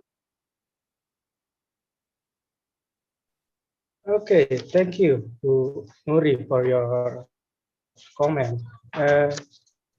To all participants, I still open the floor if you want to ask a question or to discuss some topics about this lecture and also about the comment from Professor Lee, Professor Tere, or Dr. Nuri. Okay, I see Bon raise his hand. Bon, the floor is yours. Thank you. Yes, thank you all lecturer and Dr. Rose. So very great presentation today. I'm come from Cambodia. I'm very appreciative this presentation today. I just currently after I joined the presentation today, I did not have any question, but however, I just have to one perspective from the experience from my country. So now my country is over recovering our situation that the Interministerial Commission to combat COVID-19 to decide as follow 3 points. That the first, not require international travelers to show negative PCR test the result within the 72 hours upon arrivals in the Cambodia. And second, do not require international travelers to take repeat COVID-19 and test upon arrival in Cambodia. And then lastly, the permit the reissuance of the visa on the arrival of all international travelers, including air, land, and sea travelers. So it is the very appreciated the result from during the COVID pandemic. So what is the measure, or what is the strategy that the Cambodia follow? Very important this is vaccination. The campaign of vaccination of government of Cambodia is very important. If the strategy that serve the citizen of all the Cambodia have the strong immune system. So when they get, for me, I get the COVID-19 as well. So when I got the COVID-19, but my immune system is not affected. If simple, I have feeling good, I take the medicine, and 3 or 2 days I recovering my health, and simple. So if the countries or every country around the world, they want to recovering their country from our country, is very important for vaccination that provide to all the citizens have the immune system, strong immune system. So it's the key that find the resolution for the all the people around the world can to travelers and across the border to the other country. It's just experience from my country. And lastly, I would like to thank you again, our lecturers and moderator that host this session. I'm very appreciated. Thank you. Thank you. Thank you, Mr. Bon, for sharing your experience in Cambodia. Yeah, every nation have their own struggle about COVID-19, especially about vaccination. Okay, is there any participant who would like to ask or discuss about this lecture? Maybe?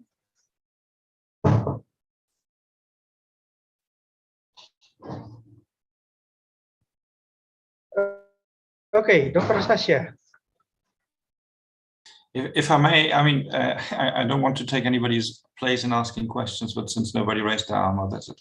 I have one for Dr. Anna. I would like to briefly take it back to health literacy. One thing that was discussed several times earlier today and also in this session already is the problem of false information making the rounds. Of course, you know, the susceptibility to false information can be pushed back a little bit by greater health literacy. But since you were lecturing about the role of organizations and the role of employers in this, and since this is a particular grave problem in societies with tremendous use of social media like Indonesia, would you have any comments on in this domain? So how can you promote health literacy against including conscious acts to spread health disinformation? If I only had the solution for this problem, Dr. Sasha. Yes, national initiatives and all the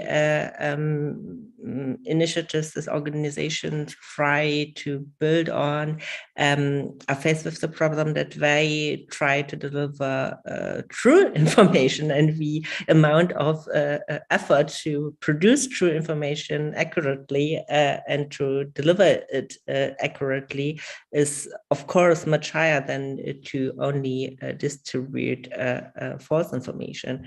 So we have some initiatives like MedWatch, or I talked about Cochrane, or other action plans that are very rapidly evaluating the ongoing information. But all the social media influencers, for example, are mostly of you, unfortunately. So most organizations are not only even aware of what kind of social media intake their employees have. It would be a starting point to assess what the key sources of information their employees use, and then to critically reflect, maybe in consulting circles with an advocate from the organization, to put these information they use in some perspective with official information. This is one simple strategy to be fast, because the others are very slow and time consuming.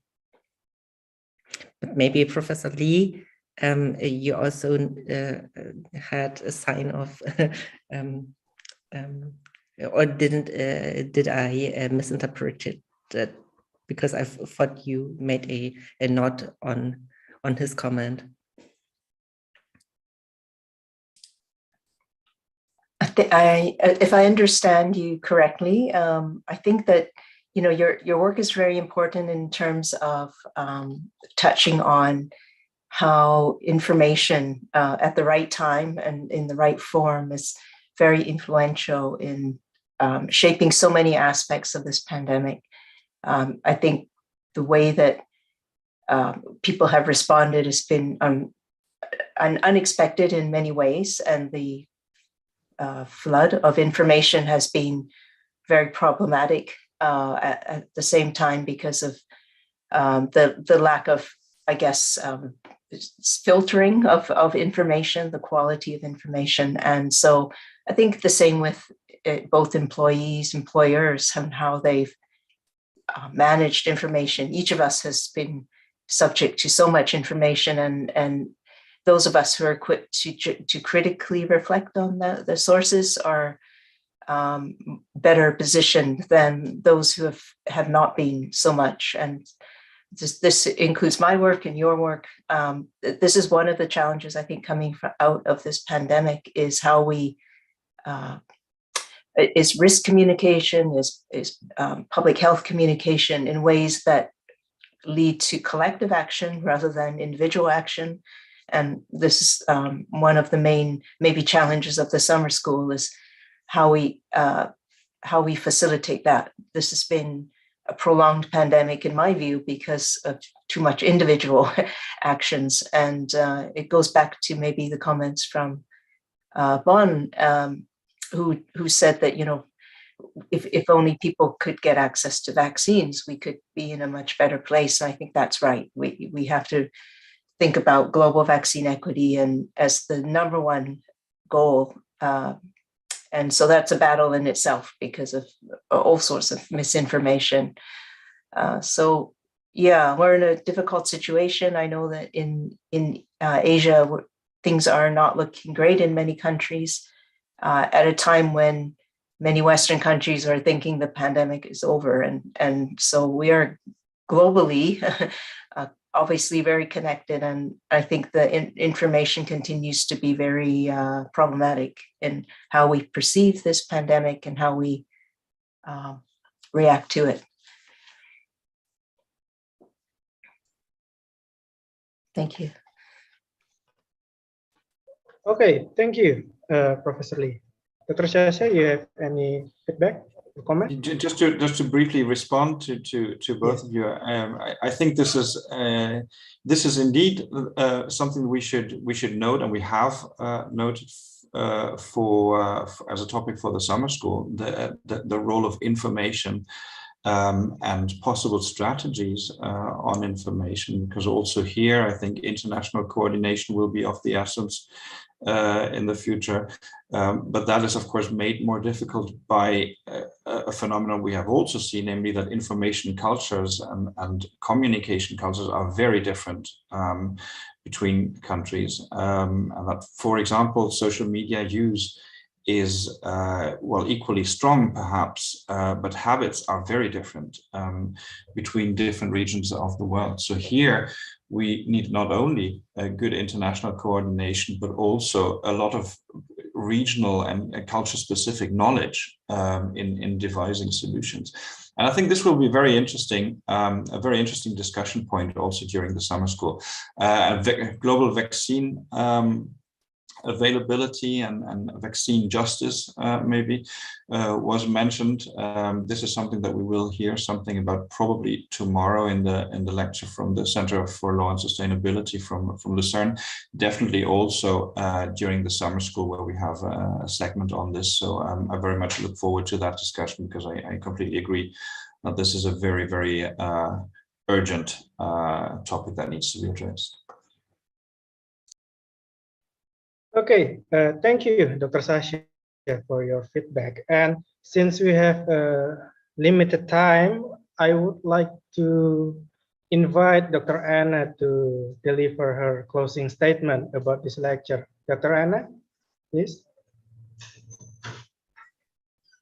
Yes, then I just want to thank you all for your attention and for the very inspiring discussion. I'm very looking forward for the next day and of course the summer school. And yes, I've learned a lot. So thank you all. Okay, thank you, Dr. Anna. And by that, we are at the end of our second lecture. I hope that you got all the participants in discussion is in a good health, and we will see you in Bali in June. First we will see you tomorrow, I hope. Yeah, we will see you again tomorrow in the Zoom meeting. Okay, I will hand over this event to our host, Vira. Thank you so much, Enrico. Also, thank you very much to Dr. Anna for your presentation. Thank you very much to Prof. Lee for sharing your perspective and for making this agenda in your very early time, 5 a.m. in Canada. Appreciate that much. And to Dr. Sasha, for sure, thank you very much for your question. And I appreciate to all of you to have a wake up early just for this pre-event school. Well, ladies and gentlemen, that last session wraps up our event for today. On behalf of the convener, I would like to say thank you very much for making time for this agenda. It's been our pleasure to host you all here, and my apologies for the inconvenience. A small reminder, is that tomorrow we will have other lectures on very interesting topics. We will have Dr. Setia Haksama, Dr. Nimade, Dr. Iketut Putra, and we have from our partners, Luzerne University, Professor Dr. Sebastian Hesselhaus, Eva Stamenkovic, Philip Stawisky, and Dr. Sasha Hart, Dr. Radian Salman, and we will have a special Q&A for the summer school in Bali. So yeah, please keep your positive spirit, and we will see you tomorrow. Thank you very much. Thank you very much. Terima kasih banyak. Terima kasih. Thank you. Thank you, everyone. Thank you, everyone. Thank you.